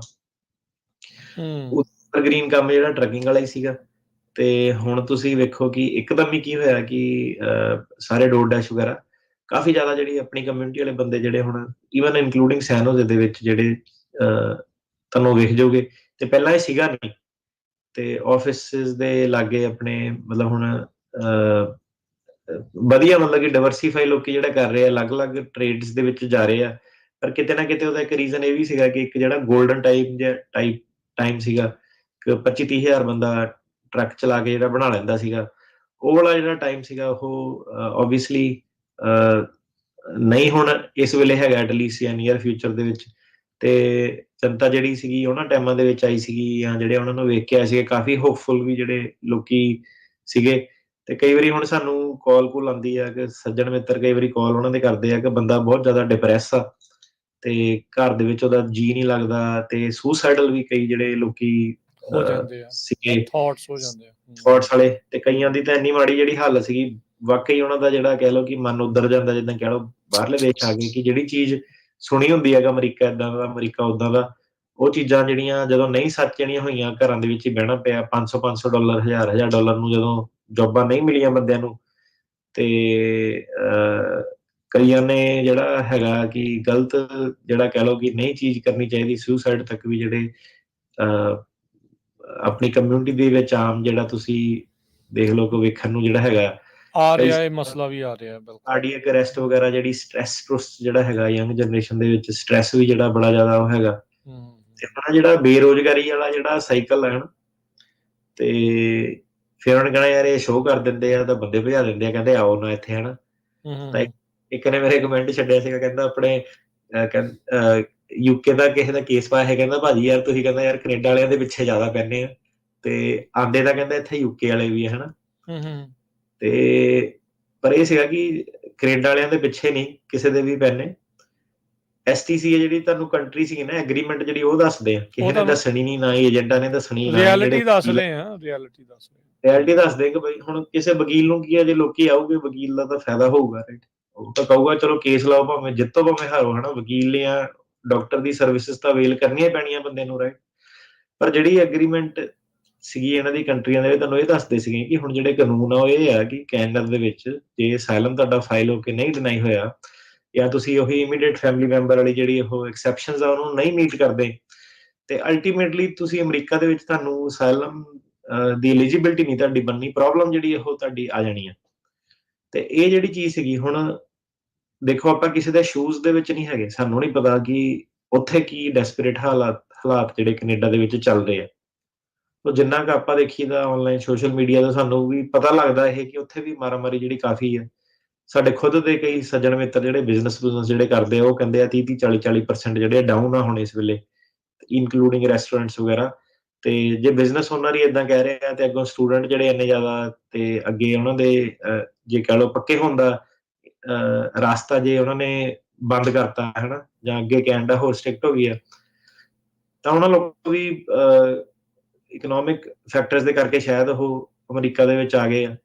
ਪਰ ਹੁਣ ਤੁਸੀਂ ਇਹ ਵੇਖੋ ਕਿ ਜਿਹੜਾ ਰੂਲ ਆਫ ਲਾਅ ਤਾਂ ਰੂਲ ਆਫ ਲਾਅ ਹੀ ਹੈ ਨਾ, ਜਿਹੜਾ ਹਾਂਜੀ ਐਂਡ ਆਫ ਦਾ ਡੇ ਕੀ ਹੋਣਾ ਕਿ ਤੁਸੀਂ ਜੇ ਇੱਥੇ ਆ ਗਏ, ਤੁਹਾਡੀ ਦੁਬਾਰਾ ਤੁਸੀਂ ਨਵਾਂ ਫਿਊਚਰ ਬਣਾਓਗੇ, ਤੇ ਬਾਅਦ ਤੁਹਾਨੂੰ ਜਦੋਂ ਪਤਾ ਲੱਗਿਆ ਕਿ ਨਹੀਂ ਤੁਹਾਡੀ ਐਲੀਜੀਬਿਲਟੀ ਐਸਟੀਸੀਏ ਨੇ ਜੇ ਰੋਕ ਲਈ ਹੈ, ਤੇ ਵੀ ਤੁਹਾਨੂੰ ਪ੍ਰੋਬਲਮ ਹੋ ਗਈ। ਦੂਸਰਾ ਇਹ ਹੈ ਕਿ ਜਿਹੜਾ ਯੂਐਸ ਦੇ ਵਿੱਚ ਜਿਹੜਾ H1B ਵਰਕ ਵੀਜ਼ਾ ਜਿਹੜਾ ਇੱਥੇ ਦਾ ਹੁੰਦਾ, ਮਿਨੀਮਮ ਤੁਹਾਨੂੰ 4 ਸਾਲ ਦੀ ਡਿਗਰੀ ਜਿਹੜੀ ਚਾਹੀਦੀ ਹੈ, ਤੇ ਕੈਨੇਡਾ ਦੇ ਕਾਫੀ ਸਾਰੇ ਲੋਕ ਜਿਹੜੇ ਹੈਗੇ ਆ ਉਹ ਡਿਪਲੋਮਾਸ ਦੇ ਬੇਸ ਤੇ ਆਏ ਹੋਏ ਆ। ਜਿੱਦਾਂ ਯੂਐਸ ਦੇ ਵਿੱਚ ਜ਼ਿਆਦਾਤਰ ਬੈਚਲਰਸ ਜਾਂ ਹਾਇਰ ਡਿਗਰੀ ਕਰਨ ਆਉਂਦੇ ਸੀਗੇ, ਕੈਨੇਡਾ ਦੇ ਜਿਹੜੇ ਹੈਗੇ ਆ ਡਿਪਲੋਮਾ ਬੇਸਡ ਕਰਾਊਡ ਜਿਹੜਾ ਬੜਾ ਜ਼ਿਆਦਾ ਜਿਹੜਾ ਸੀਗਾ। ਤੇ ਯੂਐਸ ਜੇ ਤੁਸੀਂ ਆਉਂਦੇ ਆ ਹਨਾ ਸਟੂਡੈਂਟ ਸਟੇਟਸ ਵਗੈਰਾ, ਤੇ ਤੁਹਾਨੂੰ ਪੱਕੇ ਤੌਰ ਤੇ ਆ ਕੇ ਉਹ ਮਿਲਣਾ, ਕੱਚੇ ਤੌਰ ਤੇ ਆ ਕੇ ਇੱਕ ਵਾਰੀ ਤੁਸੀਂ ਆ ਗਏ, ਤੁਸੀਂ ਚੇਂਜ ਨਹੀਂ ਇੱਥੇ ਕਰ ਸਕਦੇ। ਤੇ ਜਿਹੜੇ ਪੱਕੇ ਤੌਰ ਤੇ ਆਉਂਦੇ ਆ ਉਹਨਾਂ ਨੂੰ ਵੀ ਬੈਚਲਰਸ ਡਿਗਰੀ ਕਰਨੀ ਪਊਗੀ, ਕਿੰਨੇ ਸਾਰੇ ਪੈਸੇ ਉਹਦੇ ਹੈਗੇ ਆ। ਫਿਰ ਉਸ ਤੋਂ ਬਾਅਦ ਤੁਹਾਨੂੰ ਵਰਕ ਪਰਮਿਟ ਮਿਲੂਗਾ 1 ਸਾਲ ਦਾ OPT, ਤੇ ਉਹਦੇ ਵਿੱਚ ਤੁਸੀਂ ਫਿਰ ਆਪਣੇ EMPLOYER ਨੂੰ ਕਨਵਿੰਸ ਕਰਨਾ। ਜੇ ਤੁਹਾਡੀ ਸਾਇੰਸ ਦੀ ਫੀਲਡ ਆ, ਤੁਹਾਨੂੰ 2 ਸਾਲ ਹੋਰ ਵੱਧ ਮਿਲ ਜਾਣੇ ਆ STEM ਫੀਲਡ 'ਚ ਜੇ ਤੁਸੀਂ ਆਉਂਦੇ ਆ। ਤੇ ਉਹ ਜਿਹੜੇ EMPLOYER ਆ ਉਹ ਵੀ ਕਾਫੀ ਜ਼ਿਆਦਾ ਇੱਥੇ ਅਮਰੀਕਾ ਦੇ ਵਿੱਚ ਫਾਈਟ ਆ H1B ਦੀ, ਇਨਕਲੂਡਿੰਗ ਖੁਦ ਜਿਹੜਾ ਸਾਡਾ ਸਟਾਫ ਹੁੰਦਾ, ਕਈ ਵਾਰੀ ਸਿਲੈਕਟ ਨਹੀਂ ਹੁੰਦਾ H1B, ਲੋਟਰੀ 'ਚ ਨਹੀਂ ਬੰਦੇ ਦਾ ਨੰਬਰ ਲੱਗਦਾ। ਤੇ ਦੈਟ ਬੀਇੰਗ ਸੈਡ, ਜਿਹੜੀ ਜੇ ਤੁਸੀਂ ਉੱਥੇ ਹੀ ਰਹਿ ਕੇ ਆਪਣਾ ਪੱਕੇ ਹੋ ਸਕਦੇ ਆ, ਸਿਟੀਜ਼ਨ ਬਣ ਕੇ ਆ ਸਕਦੇ ਆ, ਤਾਂ E2 ਜਾਂ ਹੋਰ ਕਾਫੀ ਤੁਹਾਨੂੰ ਆਪਸ਼ਨ ਜਿਹੜੀਆਂ ਮਿਲ ਜਾਣੀਆਂ। ਮਿਲ ਜਾਣ। ਤੇ ਪ੍ਰੋਗਰਾਮ ਮੇਰੇ ਖਿਆਲ ਜਦੋਂ ਦਾ ਸ਼ੁਰੂ ਕੀਤਾ ਹੁਣ ਆਪਾਂ ਇਹੀ ਕਹਿਣਾ ਕਿ ਭਾਈ ਨਾ ਆਓ, ਆਪਣੇ ਯੂਰਪ ਵਾਲੇ ਪੇਪਰ ਜਿਹੜੇ ਨਾ ਖਰਾਬ ਕਰੋ, ਹਾਂ, ਆਪਣੇ ਜਿੱਥੇ ਵੀ ਬਣਦੇ, ਜਿੱਥੇ ਬਣੇ ਪਏ ਆ ਪੇਪਰ, ਉਹ ਖਰਾਬ ਨਾ ਕਰੋ ਬਿਲਕੁਲ, ਉਹਨੂੰ ਪੱਕਿਆਂ ਕਰ ਲਓ ਇੱਕ ਵਾਰੀ। ਹਾਂਜੀ। ਤੇ ਹੁਣ ਰਿਐਲਿਟੀ ਪਤਾ ਕੀ ਆ, ਜਿਹੜੀ ਕਈ ਵਾਰੀ ਕਲਾਇੰਟ ਮਿਡ ਹੀਅਰਿੰਗ ਜਿੱਦਾਂ ਇਹਨਾਂ ਦੀ ਜਲਦੀ ਪੈ ਜਾਂਦੀਆਂ, ਤੇ ਉਹਨਾਂ ਦਾ ਕਈਆਂ ਦਾ ਏਦਾਂ ਹੁੰਦਾ ਕਿ ਕੇਸ ਦਾ ਨਹੀਂ, ਮੈਨੂੰ ਜਲਦੀ ਪਾਸਪੋਰਟ ਲੈ ਕੇ ਦਿਓ, ਵਾਪਸ ਲੈ ਕੇ ਦਿਓ, ਕਿ ਪਾਸਪੋਰਟ ਲੈ ਕੇ ਤੇ ਵਾਪਸ ਜਾਈਏ। ਕੋਈ ਫਿਲੀਪੀਨ ਤੋਂ ਆ, ਕੋਈ ਕਿਤੋਂ ਆ, ਕੋਈ ਕਿਤੋਂ ਆ, ਕਿਉਂਕਿ ਲਾਈਫ ਉਹਨਾਂ ਦੀ ਵਧੀਆ ਚੱਲਦੀ ਸੀ। ਉਰੇ ਆ ਕੇ ਉਹਨੇ ਦੇਖਿਆ ਕਿ ਕੰਮ ਬੰਦਾ ਸਾਰਾ ਆਪ ਹਰੇਕ ਬੰਦੇ ਨੂੰ ਕਰਨੇ ਪੈਂਦੇ ਆ। ਤੇ ਉਹ ਕਹਿੰਦੇ ਕਿ ਜਿਹੜੀ ਲਾਈਫ ਕਈ ਵਾਰੀ ਕੋਈ ਫਾਈਨੈਂਸ ਦੀ ਫੀਲਡ 'ਚ ਸੀਗਾ, ਕਿਸੇ ਦੇ ਰੈਸਟੋਰੈਂਟ ਸੀਗੇ, ਹਨਾ, ਕਿਸੇ ਦਾ ਕੈਬ ਬਿਜ਼ਨਸ ਸੀਗਾ, ਛੋਟਾ ਜਿਹੜਾ ਬਿਜ਼ਨਸਮੈਨ ਆ ਉਹ ਕਈ ਵਾਰੀ ਆ ਕੇ ਬਹੁਤ ਪਛਤਾਉਂਦਾ ਇੱਥੇ। ਤੇ ਸਿਰਫ ਏਦਾਂ ਨਹੀਂ ਤੁਸੀਂ ਵੇਖਣਾ ਕਿ ਅਮਰੀਕਾ ਦਾ ਵੀਜ਼ਾ ਲੱਗ ਗਿਆ ਤੇ ਬੱਲੇ ਬੱਲੇ ਹੋ ਜਾਣੀਆਂ, ਉਹ ਵਾਲੀਆਂ ਗੱਲਾਂ ਨਹੀਂ ਰਹੀਆਂ ਹੁਣ ਇੱਥੇ, ਹਨਾ। ਤੇ ਇਹ ਜਿਹੜੀ ਤੁਹਾਨੂੰ ਰਿਐਲਿਟੀ ਦੱਸ ਰਹੇ ਆ। ਤੇ ਆਪਣੇ ਪੇਪਰ ਪੂਪਰ ਜਿਹੜੇ ਲੈ ਕੇ ਜਿਹੜੇ E2 ਕੰਟਰੀ 'ਚ ਹੈਗੇ ਆ, ਉਹ ਆਪਣੇ ਇਨਵੈਸਟਮੈਂਟ ਰਾਹੀਂ ਜਿਹੜਾ ਉਹ ਜੀ ਜੀ ਬਿਲਕੁਲ। ਸੋ ਆਪਾਂ ਇੱਥੇ ਇੱਕ ਬ੍ਰੇਕ ਲੈ ਲੈਂਦੇ ਹਾਂ ਟਰਨੀ ਟਿਕਿਆਣਾ ਜੀ, ਤੇ ਉਸ ਤੋਂ ਬਾਅਦ ਦੇ ਵਿੱਚ ਆਪਾਂ ਜੁੜਦੇ ਹਾਂ, ਤੇ ਫਿਰ ਆਪਾਂ ਕਾਲਸ ਵਗੈਰਾ ਜਿਹੜੀਆਂ ਉਹ ਲੈਂਦੇ ਹਾਂ। ਸੋ ਤੁਸੀਂ ਕਾਲ ਕਰ ਸਕਦੇ ਹੋ, ਨੰਬਰ ਹੈ 408-272 5200 4082725200। ਇਸ ਨੰਬਰ ਦੇ ਉੱਤੇ ਕਾਲ ਕਰਕੇ ਤੁਸੀਂ ਅਟਰਨੀ ਟਿਕਿਆਣਾ ਹੋਣਾ ਤੋਂ ਜਿਹੜਾ ਉਹ ਸਵਾਲ ਜਿਹੜਾ ਹੈ ਉਹ ਪੁੱਛ ਸਕਦੇ ਆ। ਤੇ ਆਪਾਂ ਮਿਲਦੇ ਹਾਂ ਇੱਕ ਛੋਟੀ ਜਿਹੀ ਬ੍ਰੇਕ ਤੋਂ ਬਾਅਦ 'ਚ।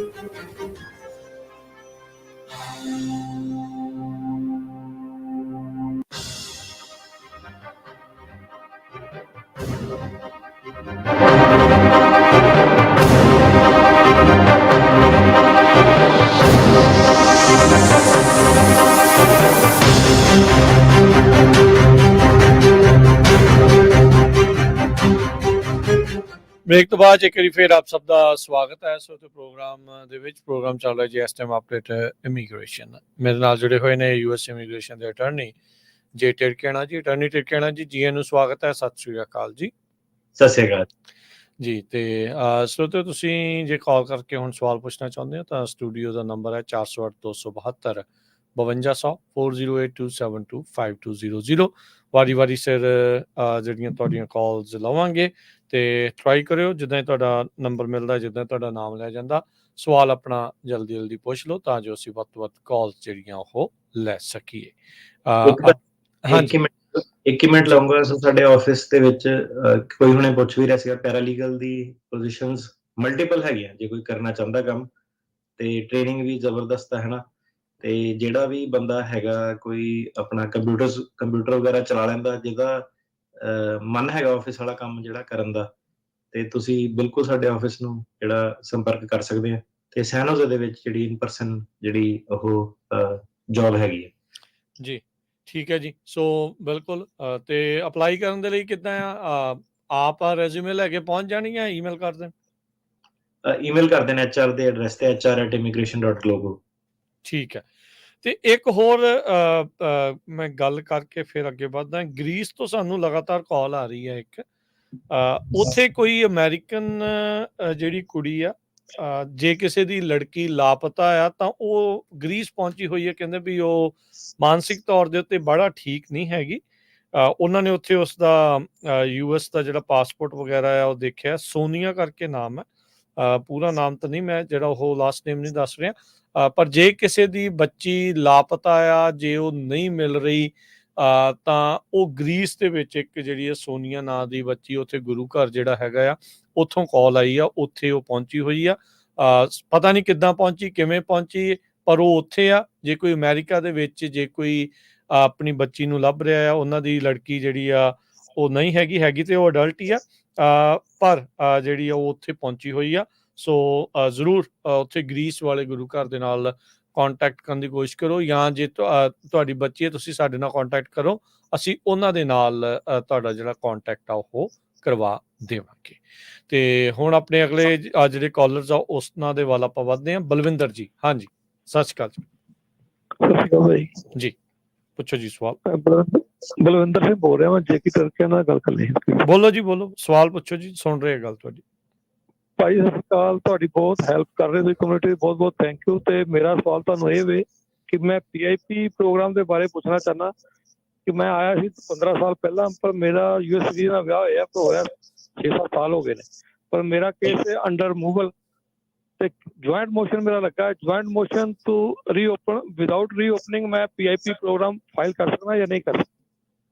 ਭਾਜੀ ਉਹਨਾਂ ਨੇ ਕੋਈ ਵੀ ਗਾਈਡੈਂਸ ਨਹੀਂ ਦਿੱਤੀ ਕਿ ਕਰ ਸਕਦੇ ਜਾਂ ਨਹੀਂ ਕਰ ਸਕਦੇ ਤੇ ਤੁਸੀਂ ਇਹਨੂੰ ਜ਼ਰੂਰ ਜਿਹੜਾ ਆਪਣਾ ਨਾ ਫਾਈਲ ਕਰੋ ਕਿਉਂਕਿ ਪ੍ਰੋਗਰਾਮ ਤੁਸੀਂ ਵੇਟ ਕਰਦੇ ਰਹੇ ਕਰ ਸਕਦੇ ਨਹੀਂ ਕਰ ਸਕਦੇ ਹੋ ਸਕਦਾ ਪ੍ਰੋਗਰਾਮ ਸ਼ਾਰਟ ਲਿਵਡ ਹੋਵੇ ਤੇ ਤੁਸੀਂ ਇਹਨੂੰ ਜ਼ਰੂਰ ਜਿਹੜਾ ਹੈਗਾ ਫਾਈਲ ਕਰੋ ਤੇ ਫਾਈਲ ਕਰੇ ਤੇ ਬੇਸ ਤੇ ਵੀ ਜਦੋਂ ਤੁਹਾਡੀ ਰਸੀਦ ਆ ਜਾਂਦੀ ਹੈ ਜਾਂ ਅਪਰੂਵਲ ਆ ਜਾਂਦਾ ਉਹ ਵੀ ਤੁਸੀਂ ਆਪਣੀ ਜੁਆਇੰਟ ਮੋਸ਼ਨ 'ਚ ਲਗਾਓ ਕਿ ਮੇਰਾ PIP ਜਿਹੜਾ ਹੁਣ ਹੋ ਗਿਆ ਤੇ ਜੁਆਇੰਟ ਮੋਸ਼ਨ 'ਚ ਵੀ ਤੁਹਾਡੀ ਉਹ ਹੈਲਪ ਕਰੂਗੀ। ਤੇ ਬਾਕੀ ਇਹ ਹੈ ਕੋਈ ਐਡੀ ਕੋਈ ਬਾਹਲੀ ਮਹਿੰਗੀ ਐਪਲੀਕੇਸ਼ਨ ਤਾਂ ਇਹ ਹੈ ਨਹੀਂ ਗੀ ਹੈ ਨਾ ਤੇ ਕੀ ਤੁਸੀਂ ਐਡੀ ਜ਼ਿਆਦਾ ਸਟ੍ਰੈਟਜੀ ਕਰਨੀ ਹੈ ਕੋਹ ਕਰਨਾ ਇਹਨੂੰ ਹੁਣ ਇਹ ਪ੍ਰੋਗਰਾਮ ਇਸ ਵੇਲੇ ਐਕਟਿਵ ਆ ਤੇ ਇਹਦਾ ਬਾਅਦ ਚ ਫਾਈਨਲ ਦਾ ਕੀ ਬਣਦਾ ਐਂਡ ਚ ਕੀ ਹੁੰਦਾ ਕਿਸੇ ਲੋਕਾਂ ਨੂੰ ਗ੍ਰੀਨ ਕਾਰਡ ਆਉਂਦੇ ਆ ਅੱਧੀ ਅਧੂਰੀ ਗੱਲ ਰਹਿ ਜਾਂਦੀ ਹੈ ਸਭ ਕੁਝ ਆਪਾਂ ਜੇ ਵੇਖਣਾ ਵਾ ਪਰ ਤੁਸੀਂ ਜਿਹੜਾ PIP ਵਾਲਾ ਤੀਰ ਆ ਇਹ ਛੱਡੋ।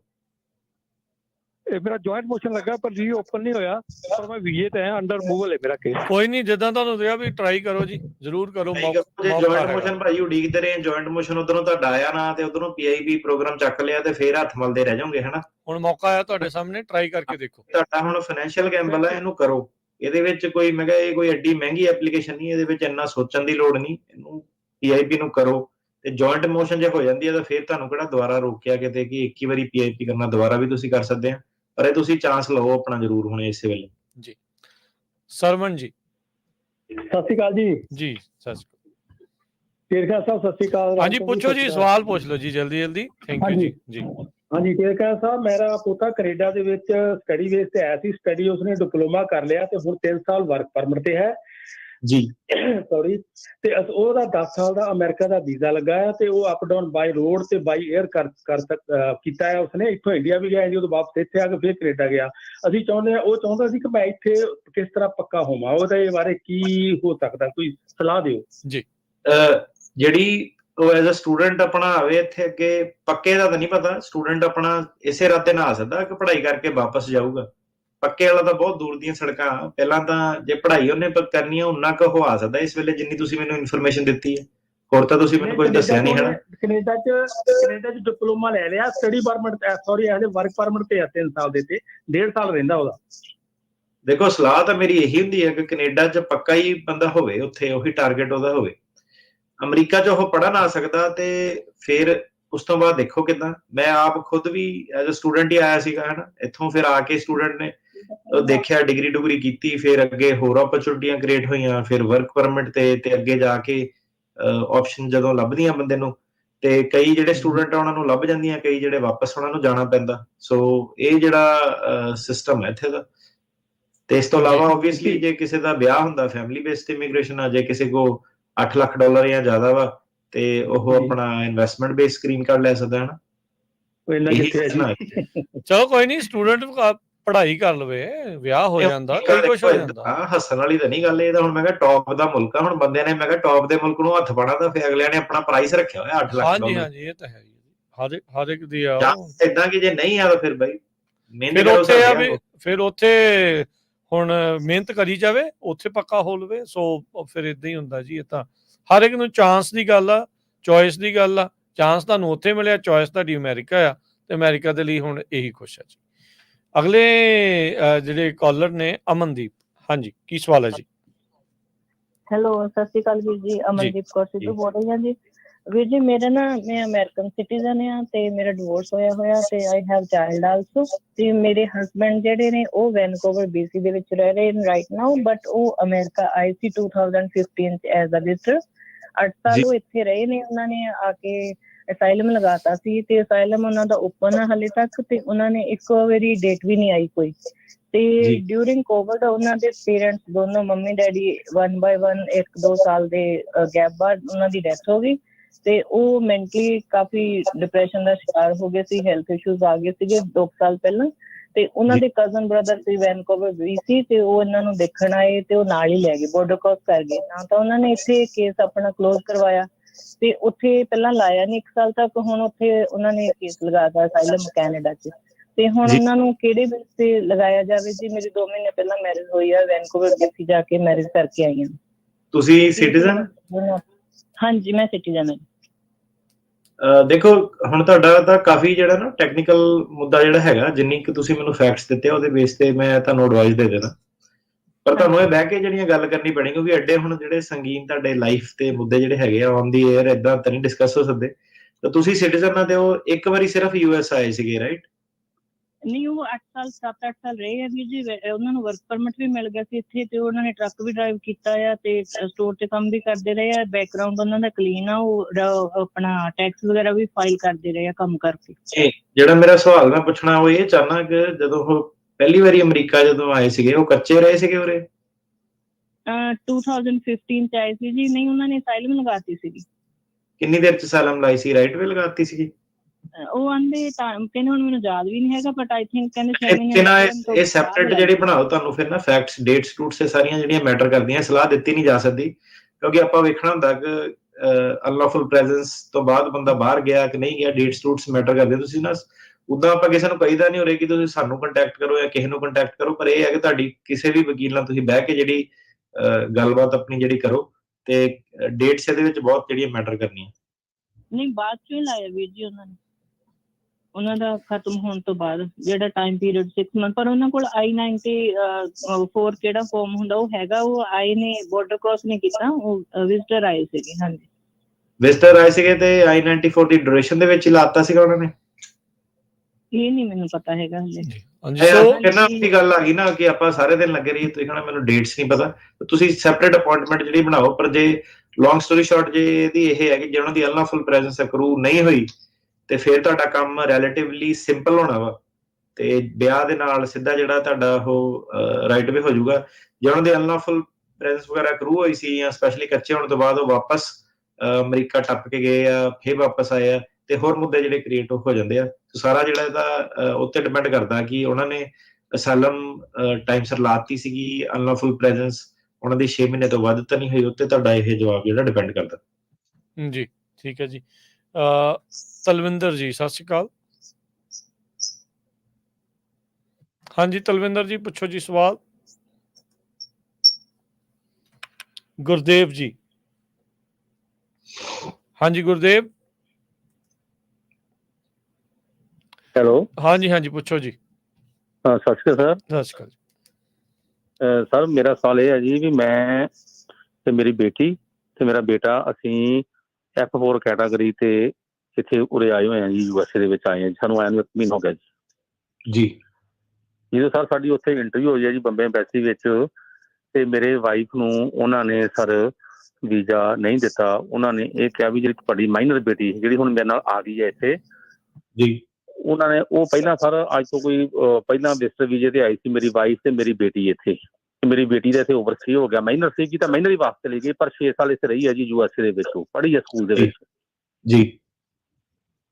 ਤੇ ਬੇਟੀ ਮੇਰੀ ਬਗੈਰ ਡਿਪੋਰਟ ਹੋਣ ਤੋਂ ਬਗੈਰ ਤੇ ਸਿੱਧੀ ਫਿਰ ਵਾਪਸ ਇੰਡੀਆ ਆ ਗਈ ਤੇ ਉੱਥੇ ਐਮਬੈਸੀ 'ਚ ਇੰਟਰਵਿਊ ਦਿੱਤੀ ਹੈ। ਬੇਟੀ ਨੂੰ ਵੀਜ਼ਾ ਉਹਨਾਂ ਦੇਤਾ, ਮੈਨੂੰ ਦੇਤਾ, ਮੇਰੇ ਬੇਟੇ ਨੂੰ ਦੇਤਾ, ਬਟ ਮੇਰੀ ਵਾਈਫ ਨੂੰ ਉਹਨਾਂ ਨੇ ਕਹਿ ਤਾ ਵੀ ਤੇਰੇ ਤੇ ਏਲੀਅਨ ਸਮਗਲਿੰਗ ਦਾ ਉਹਨਾਂ ਨੇ ਸਰ ਵੇਵਰ ਫਾਈਲ ਕਰਨ ਵਾਸਤੇ ਸਾਨੂੰ ਆਖਿਆ ਜੀ।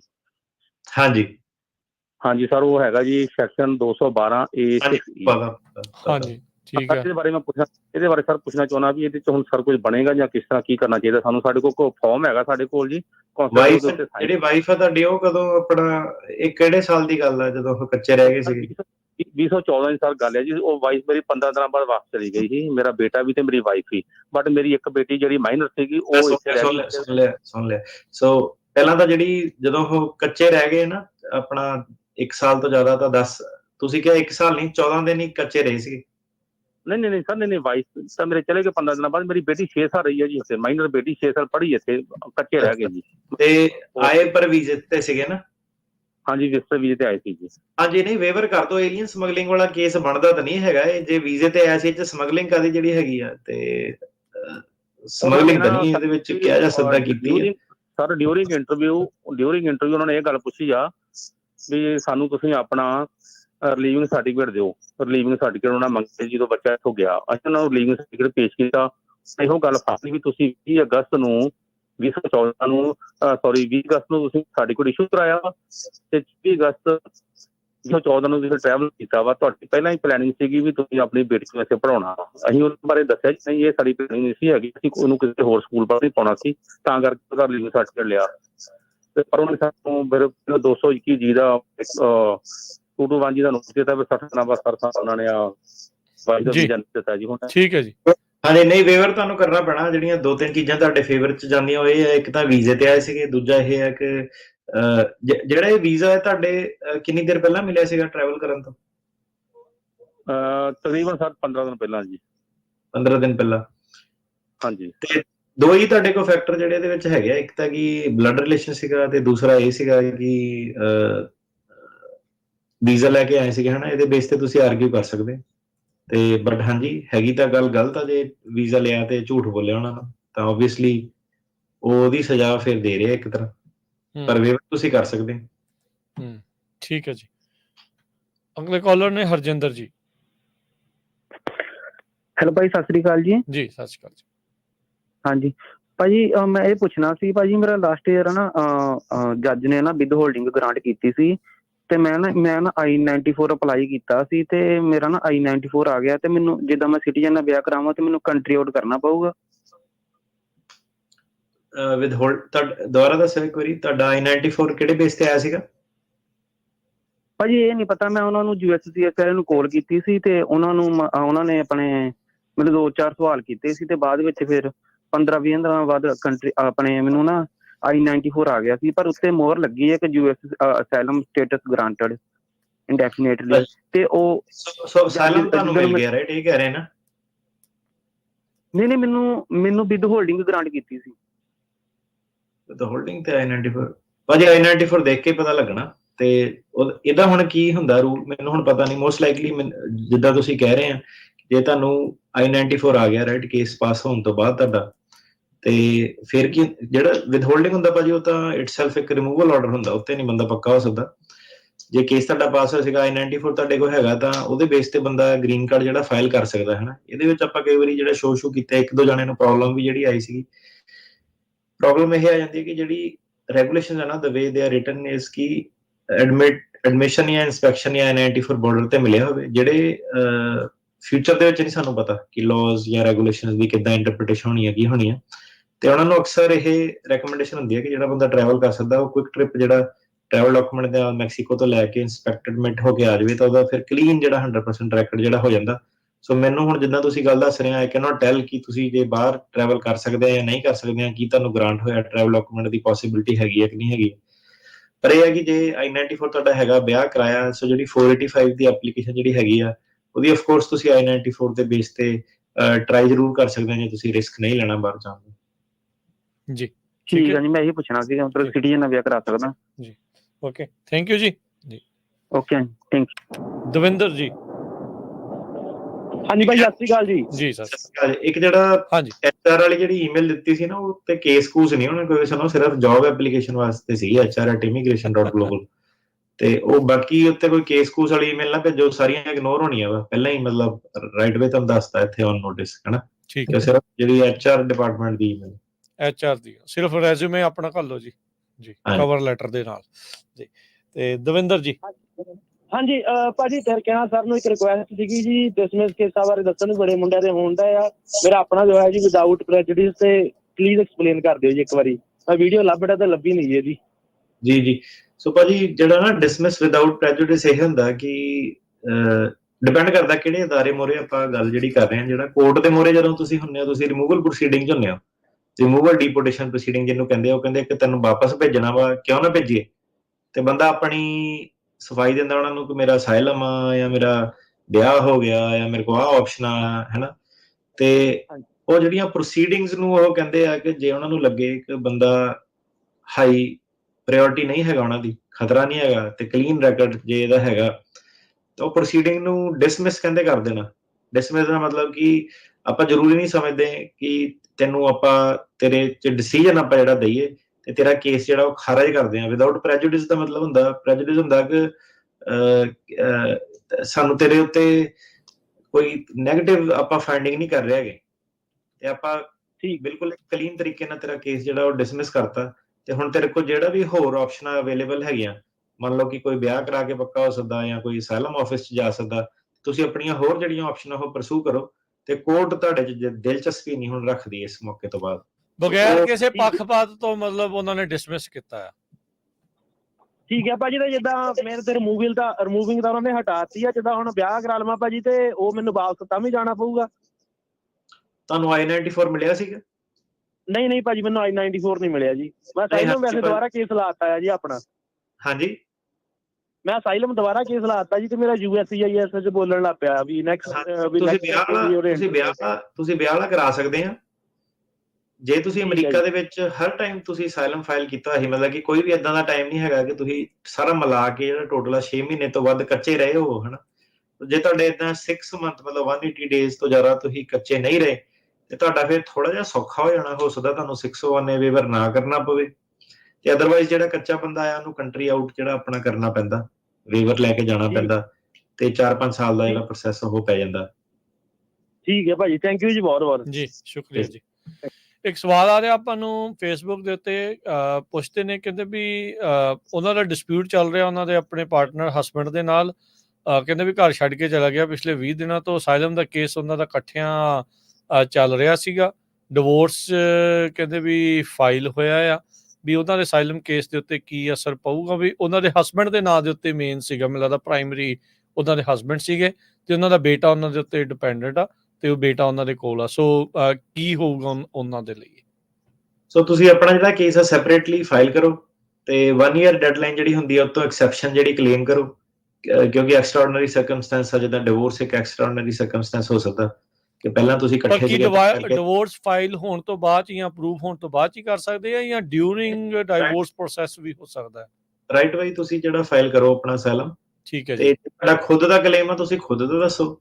ਜੇ ਖੁਦ ਦਾ ਨਹੀਂ ਕਲੇਮ ਆ, ਤੁਹਾਡੇ ਹਸਬੈਂਡ ਦੇ ਬੇਸ ਤੇ ਹੀ ਆ, ਤੇ ਤੁਸੀਂ ਉਹਨੂੰ ਆਪਣਾ ਜਿਹੜਾ ਡੈਰੀਵੇਟਿਵ ਕਲੇਮ ਆ, ਇੰਪਿਊਟਡ ਹੁੰਦਾ ਕਿ ਕਿਸੇ ਹੋਰ ਦੀ ਚੀਜ਼ ਦਾ, ਕਿ ਕਿਸੇ ਦੇ ਹੋਰ ਦੇ ਪੰਗਿਆਂ ਕਰਕੇ ਤੁਹਾਨੂੰ ਵੀ ਜੇ ਪੰਗੇ ਪੈ ਸਕਦੇ ਹਨਾ, ਕਿ ਤੁਹਾਡਾ ਡਾਇਰੈਕਟਲੀ ਨਹੀਂ ਆ, ਪਰ ਕਿਸੇ ਕਰਕੇ ਤੁਸੀਂ ਪ੍ਰੋਬਲਮ ਜਿਹੜੇ ਪੈ ਜਾਂਦੇ ਆ, ਤੇ ਤੁਸੀਂ ਉਹ ਡੈਰੀਵੇਟਿਵ ਜਿਹੜਾ ਹੁਣ ਇਸ ਵੇਲੇ ਤੁਹਾਡਾ ਕਲੇਮ ਚੱਲਦਾ, ਤੁਸੀਂ ਆਪਣਾ ਸੈਪਰੇਟ ਕਰੋ, ਤੇ ਇੰਪਿਊਟਡ ਜਿਹੜਾ ਫਿਰ ਕੇਸ ਆਪਣਾ ਜਿਹੜਾ ਉਹ ਲਗਾਓ। ਠੀਕ ਹੈ ਜੀ। ਇੱਕ ਪੁੱਛਿਆ ਜਾ ਰਿਹਾ ਕਹਿੰਦੇ ਕੈਨੇਡਾ ਤੋਂ ਬਾਰਡਰ ਪਾਸ ਆਏ ਨੂੰ ਵਰਕ ਪਰਮਿਟ ਮਿਲ ਸਕਦਾ, ਇੱਕ ਵਾਰ ਡਿਪੋਰਟ ਹੋਇਆ ਸੀ, ਮੌਂਟਰੀਅਲ ਦੇ ਵਿੱਚ ਐਂਟਰੀ ਕੀਤੀ ਸੀ, ਹੁਣ ਦੁਬਾਰਾ ਉਹਨੇ ਮੌਂਟਰੀਅਲ ਤੋਂ ਕਹਿੰਦਾ ਐਂਟਰੀ ਕੀਤੀ। ਬਹੁਤ ਸਾਰੇ ਜਿਹੜੇ ਫੈਕਟਰ ਉਹਦੇ ਵਿੱਚ ਮੈਟਰ ਕਰਦੇ ਆ ਕਿ ਜਿਹੜਾ 5 ਸਾਲ ਦਾ ਰਿਮੂਵਲ ਲੱਗਾ ਸੀਗਾ, 10 ਸਾਲ ਦਾ ਰਿਮੂਵਲ ਲੱਗਾ ਸੀਗਾ, ਬੰਦਾ ਉਹ ਰਿਮੂਵਲ ਦਾ ਟਾਈਮ ਕੱਟ ਕੇ ਵਾਪਸ ਆ ਰਿਹਾ ਕਿ ਵਿੱਚ ਹੀ ਵਾਪਸ ਆ ਰਿਹਾ। ਇਹਦੇ ਵਿੱਚ ਉਹਨਾਂ ਨੇ ਹੁਣ ਤਾਂ CLP ਵਗੈਰਾ ਉਹ ਸਾਰੇ ਮੁੱਦੇ ਬੜੇ ਜ਼ਿਆਦਾ ਜਿਹੜੇ ਲੱਗ ਜਾਂਦੇ ਆ। ਤੇ ਓਬਵੀਅਸਲੀ ਪਹਿਲਾ ਸਵਾਲ ਤਾਂ ਇਹ ਹੋਊਗਾ ਕਿ ਮੌਂਟਰੀਅਲ ਦੇ ਵਿੱਚ ਤੁਸੀਂ ਸਾਲਮ ਕੀਤਾ ਸੀਗਾ ਕਿ ਨਹੀਂ ਕੀਤਾ ਸੀਗਾ, ਕਿਉਂ ਨਹੀਂ ਕੀਤਾ ਸੀਗਾ, ਉਹਦਾ ਕੀ ਬਣਿਆ। ਤੇ ਦੂਸਰੀ ਗੱਲ, ਜਿਹੜੇ ਰਿਪੀਟ ਐਂਟਰੈਂਟਸ ਹੁੰਦੇ ਆ ਤੇ ਡਿਪੋਰਟੇਸ਼ਨ ਵਾਲੇ ਟਾਈਮ 'ਚ ਆ ਜਾਂਦੇ ਆ, ਜਿਹੜੇ 1 ਸਾਲ ਤੋਂ ਕੱਚੇ ਰਹਿ ਕੇ ਚੱਲ ਜਾਂਦੇ ਆ, ਕਈ ਵਾਰੀ ਉਹ ਵਾਪਸ ਆ ਜਾਂਦੇ ਆ। ਕਈ ਸਾਰੇ ਸਿਨੈਰੀਓ ਤੁਹਾਨੂੰ ਪਰਮਾਨੈਂਟ ਬਾਰ ਵੀ ਜਿਹੜੀ ਲੱਗ ਸਕਦੀ ਹੈ। ਤੇ ਜਿਹੜੇ ਰਿਪੀਟ ਐਂਟਰੈਂਟ ਜਿਹੜਾ ਹੁੰਦਾ ਉਹਨਾਂ ਦਾ ਕਿਸੇ ਨੂੰ ਵੀ ਸਾਡੀ ਕੋਈ ਇਨਕਰੇਜਮੈਂਟ ਨਹੀਂ ਹੈਗੀ ਬਾਰਡਰ ਟੱਪਣ ਦੀ ਕਿਸੇ ਵੀ ਤਰੀਕੇ ਨਾਲ, ਕੋਈ ਝੂਠ ਨਹੀਂ ਬੋਲਣਾ, ਕੁਛ ਨਹੀਂ ਬੋਲਣਾ। ਤੇ ਉਹ ਮਾਮਲਿਆਂ ਦੇ ਵਿੱਚ ਆਪਾਂ ਕਦੀ ਸਲਾਹ ਨਹੀਂ ਦੇਈਦੀ ਕਿਸੇ ਨੂੰ ਕਿ ਕਿੱਦਾਂ ਬਾਰਡਰ ਟੱਪਣਾ, ਕੀ ਕਹਿਣਾ ਉੱਥੇ, ਕੀ ਕਿਵੇਂ ਆ। ਸਾਡੇ ਵੱਲੋਂ ਤਾਂ ਨਾ ਆਓ, ਹਨਾ, ਸਿੱਧੀ ਜਿਹੀ ਗੱਲ ਆ। ਤੇ ਉਹਨਾਂ ਨੇ ਰੀਜ਼ਨੇਬਲ ਫੇਅਰ ਇੰਟਰਵਿਊ ਇੱਕ ਹੁੰਦੀ ਹੈ, ਪਹਿਲਾਂ ਜਿੱਦਾਂ ਨਾਰਮਲੀ ਪਹਿਲੀ ਵਾਰੀ ਬੰਦਾ ਹੁੰਦਾ ਕ੍ਰੈਡੀਬਲ ਫੇਅਰ ਇੰਟਰਵਿਊ ਹੁੰਦੀ ਹੈ, ਤੇ ਜਿਹੜੇ ਦੂਜੇ repeat enter reasonable fair interview RFI ਉਹਨੂੰ ਕਹਿੰਦੇ ਆ। ਤੇ ਉਹਦੇ ਵਿੱਚ ਉਹ ਨਹੀਂ ਉਹਨਾਂ ਨੂੰ ਦਮ ਲੱਗਿਆ ਤੇ ਬੰਦੇ ਦਾ ਦੁਬਾਰਾ ਜਿਹੜਾ ਰੀਮੂਵਲ ਆਰਡਰ ਨੂੰ ਰੀਇਨਸਟੇਟ ਵੀ ਜਿਹੜਾ ਕਰ ਦਿੰਦੇ ਆ। ਤੇ ਕਈ ਜਿਹੜੇ ਲੋਕ ਹੋਏ ਆ ਜ਼ਰੂਰ ਇਦਾਂ ਦੇ ਆਏ ਆ ਜਿਹੜੇ RFI ਪਾਸ ਕਰ ਗਏ ਸੀਗੇ ਤੇ ਜਿਨ੍ਹਾਂ ਦੇ ਵਾਕਈ ਕੀ ਮੁੱਦੇ ਪਹਿਲਾਂ ਕੁਝ ਹੋਰ ਸੀਗੇ, ਦੁਬਾਰਾ ਜਾ ਕੇ ਕੁਝ ਹੋਰ ਟੋਟਲੀ ਅਲੱਗ ਪ੍ਰੂਫ ਵਗੈਰਾ ਸਾਰਾ ਜਿਹੜਾ ਉਹ ਉਹਨਾਂ ਕੋਲ ਜਿਹੜਾ ਸੀਗਾ। ਤੇ ਅਦਰਵਾਈਜ਼ ਜਿਹੜੀ ਆ ਕੈਨੇਡਾ ਦੀ ਸਿਚੁਏਸ਼ਨ ਜਿਹੜੀ ਦੱਸਦੇ ਆ, ਜੇ ਰਿਮੂਵਲ ਪੀਰੀਅਡ ਦੇ ਵਿੱਚ ਹੀ ਇਹ ਵਾਪਸ ਵੜਨ ਦੀ ਕੋਸ਼ਿਸ਼ ਕਰ ਰਿਹਾ ਤਾਂ ਇਹ ਡਿਫਿਕਲਟ ਹੈਗਾ ਜੀ। ਅਗਲੇ ਕਾਲਰ ਨੇ ਕਮਲ। ਹਾਂਜੀ, ਸਤਿ ਸ਼੍ਰੀ ਅਕਾਲ।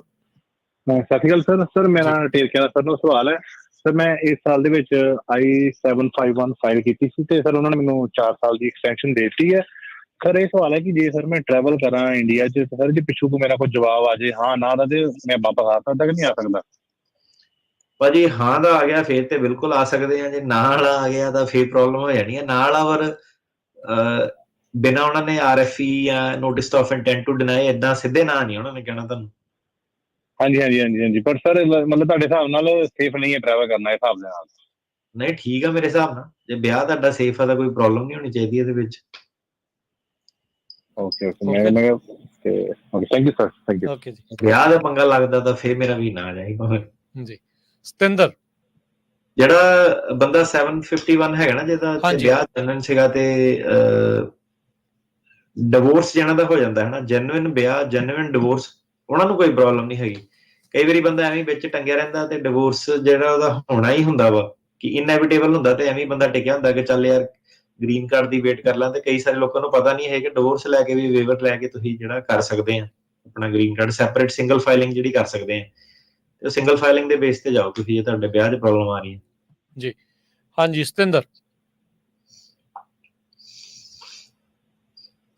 ਸਿੰਘ। ਨਹੀਂ ਜੀ, ਆਪਾਂ ਅੱਗੇ ਵਧਦੇ ਹਾਂ ਮਨਵੀਰ ਹੋਣਾ ਕੋਲ। ਹਾਂਜੀ ਮਨਵੀਰ ਜੀ।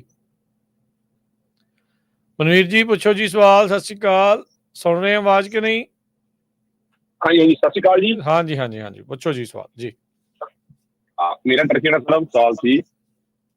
ਮੈਂ ਸਿਟੀਜ਼ਨ ਆ, ਮੇਰੇ ਸਟੈਪ ਬ੍ਰਦਰ ਹੈਗੇ ਆ ਇੰਡੀਆ 2, ਤੇ ਮੈਂ ਉਹਨਾਂ ਦੀ ਪਟੀਸ਼ਨ ਫਾਈਲ ਕਰ ਸਕਦਾ ਹਾਂ?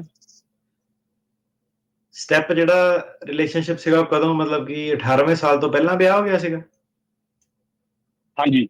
ਪੇਰੈਂਟਸ ਦਾ? ਮੇਰੇ ਡੈਡ ਦੀ ਸੈਕੰਡ ਮੈਰਿਜ ਹੈ, ਮੇਰੇ ਡੈਡ ਦੀ ਸੈਕੰਡ ਮੈਰਿਜ। ਤੇ ਤੁਹਾਡੇ 18 ਸਾਲ ਤੋਂ ਪਹਿਲਾਂ ਹੋ ਗਿਆ ਸੀ ਜਾਂ ਤਿੰਨਾਂ ਦੇ 18 ਸਾਲ ਤੋਂ ਪਹਿਲਾਂ ਦਾ ਹੋ ਗਿਆ? ਤਿੰਨਾਂ ਦੇ 18 ਸਾਲ ਤੋਂ ਪਹਿਲਾਂ। ਹਾਂਜੀ, ਸਟੈਪ ਚਾਈਲਡ ਰਿਲੇਸ਼ਨਸ਼ਿਪ ਤੇ ਹੈਗਾ। ਤੇ ਫਿਰ ਕਿੱਦਾਂ ਫਾਰਮਲ ਉਹਨਾਂ ਨੇ ਅਡਾਪਸ਼ਨ ਵੀ ਕਰਾਈ ਸੀਗੀ ਕਿ ਨਹੀਂ ਕਰਾਈ ਸੀਗੀ? ਨਹੀਂ, ਉਹਨੇ ਜਿੱਦਾਂ ਇੰਡੀਆ ਚੱਲਦਾ ਡਿਵੋਰਸ ਕੋਈ ਨਹੀਂ ਕਰਾਇਆ, ਬਸ ਉੱਦੇ ਬਸ ਹੋ ਗਿਆ ਬਸ, ਪੇਪਰਾਂ ਦੀ ਕੁਝ ਨਹੀਂ ਹੈਗਾ ਜੀ ਡਿਵੋਰਸ ਇੰਡੀਆ। ਨਹੀਂ, ਅਡਾਪਸ਼ਨ ਵਾਲਾ ਕੰਮ ਤਾਂ ਨਹੀਂ ਹੋਣਾ। ਡਿਵੋਰਸ ਵਾਲਾ ਦਾ ਇੱਕ ਵਾਰੀ ਡਿਵੋਰਸ ਵਾਲਾ ਮਸਲਾ ਨਹੀਂ ਸਮਝ ਆਇਆ। ਡਿਵੋਰਸ ਵਾਲਾ ਕੀ ਕਹਿੰਦੇ? ਕਿਹਨੇ ਡਿਵੋਰਸ ਵਗੈਰਾ ਨਹੀਂ ਸੀ ਕਰਾਇਆ, ਬਸ ਹੋ ਗਿਆ, ਕਰ ਲਿਆ ਵਿਆਹ ਜਿਹੜਾ ਹੋ ਗਿਆ ਦੂਸਰਾ। ਕਿਹਨੇ ਕਿੱਥੋਂ ਡਿਵੋਰਸ ਨਹੀਂ ਕਰਾਇਆ? ਡਿਵੋਰਸ ਵਾਲੇ ਦੂਜਾ ਵਿਆਹ ਕਰਾ ਲਿਆ ਬਸ। ਤੁਹਾਡੀ ਜਿਹੜੀ ਬਾਇਓਲੋਜੀਕਲ ਮਦਰ ਸੀ ਤੇ ਤੁਹਾਡੇ ਜਿਹੜੇ ਫਾਦਰ ਆ, ਉਹਨਾਂ ਦਾ ਡਿਵੋਰਸ ਹੋਇਆ ਸੀ ਕਿ ਨਹੀਂ? ਜਿਹੜਾ ਡਿਵੋਰਸ ਹੈ ਉਹ ਡਾਕੂਮੈਂਟਡ ਨਹੀਂ ਹੈਗਾ, ਮਤਲਬ ਉਦਾਂ ਹੀ ਹੋ ਗਿਆ ਜਵਾਨੀ ਜਿੱਦਾਂ ਪਿੰਡਾਂ 'ਚ ਹੁੰਦਾ ਨਾ, ਪੰਚਾਇਤ ਨੇ ਕਹਿਤਾ ਡਿਵੋਰਸ ਹੋ ਗਿਆ ਬਸ। ਨਹੀਂ, ਉਹ ਫਿਰ ਨਾ ਜਿਹੜਾ ਵਿਆਹ ਜਿਹੜਾ ਦੂਜੇ ਵਾਲਾ ਕਾਊਂਟ ਨਹੀਂ ਹੋਣਾ ਜਦ ਤੱਕ ਡਿਵੋਰਸ ਨਹੀਂ ਹੁੰਦਾ, ਕਸਟਮਰੀ ਡਿਵੋਰਸ ਦਾ। ਹੁਣ ਇਹਦਾ ਤੁਹਾਡਾ ਨਾ ਵਿਆਹ ਵਾਲਾ ਜਿਹੜਾ ਚੱਕਰ ਉਹ ਪੈਣਾ ਤੇ ਇਮੀਗ੍ਰੇਸ਼ਨ ਨੇ ਕੀ ਦੇਖਣਾ ਹੁੰਦਾ ਕਿ ਸਟੈਪ ਚਾਈਲਡ ਰਿਲੇਸ਼ਨ ਦੇ ਵਾਸਤੇ ਜਿਹੜਾ ਲੈਜੀਟੀਮੇਟਲੀ ਉਹ ਸਟੈਪ ਚਾਈਲਡ ਰਿਲੇਸ਼ਨਸ਼ਿਪ ਜਿਹੜਾ ਐਸਟੈਬਲਿਸ਼ ਹੋਇਆ ਸੀਗਾ ਕਿ ਨਹੀਂ ਹੋਇਆ ਸੀਗਾ, ਹਨਾ।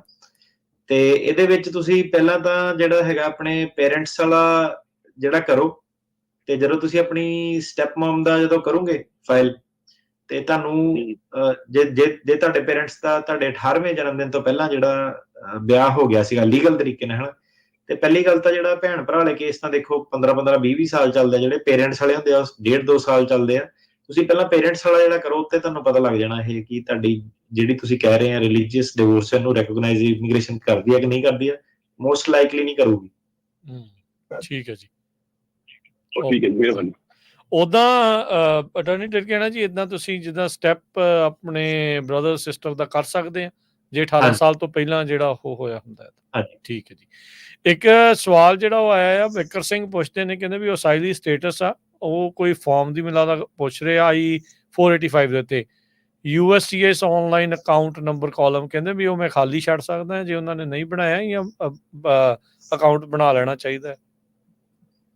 ਸਵਾਲ ਨਹੀਂ ਸਮਝ ਆਇਆ ਕਿਹੜੇ USCIS ਆਨਲਾਈਨ ਅਕਾਊਂਟ ਨੰਬਰ ਵਾਲਾ ਕੋਈ ਕਾਲਮ ਜਿੱਥੇ ਉਹ ਪੁੱਛਦੇ ਹਾਂਜੀ ਉਹ ਖਾਲੀ ਛੱਡ ਦਿਓ, ਕੋਈ ਚੱਕਰ ਨਹੀਂ ਆ। ਬਿਜ਼ਨਸ ਵੀਜ਼ੇ ਦੇ ਲਈ ਇਨਫੋਰਮੇਸ਼ਨ ਪੁੱਛਦੇ ਨੇ ਨਰਿੰਦਰਜੀਤ ਸਿੰਘ ਜੀ, ਇੰਡੀਆ ਤੋਂ US ਦੇ ਲਈ। ਬਿਜ਼ਨਸ ਵੀਜ਼ਾ ਦਾ ਟੂਰਿਸਟ ਵੀਜ਼ਾ ਹੀ ਜਿਹੜਾ ਇੱਕ ਹੁੰਦਾ, ਤੇ ਐਸ ਸੱਚ ਉਹਨਾਂ ਨੇ ਬਿਜ਼ਨਸ ਤਾਂ ਨਹੀਂ ਕਰਨ ਆਉਣ ਦੇਣਾ। ਟੂਰਿਸਟ ਵੀਜ਼ਾ ਤੁਸੀਂ ਟਰਾਈ ਕਰ ਸਕਦੇ ਆ, B1 B2 ਜਿਹਨੂੰ ਕਹਿੰਦੇ ਆ, ਤੇ ਉਸ ਤੋਂ ਉੱਤੇ ਜਿਹੜਾ ਹੁੰਦਾ ਉਹ ਇਨਵੈਸਟਮੈਂਟ ਵਾਲਾ ਵੀਜ਼ਾ ਹੁੰਦਾ, ਜਿਹੜਾ ਗ੍ਰੀਨ ਕਾਰਡ $8 ਲੱਖ ਜਾਂ ਜ਼ਿਆਦਾ ਖਰਚ ਕੇ। ਠੀਕ ਹੈ ਜੀ। ਅਗਲੇ ਕਾਲਰ ਨੇ ਆਪਣੇ ਨਾਲ ਬਲਬੀਰ ਜੀ। ਹਾਂਜੀ ਬਲਬੀਰ ਜੀ, ਪੁੱਛੋ ਜੀ ਸਵਾਲ। ਸਤਿ ਸ਼੍ਰੀ ਅਕਾਲ ਜੀ ਭਾਈ ਜੀ।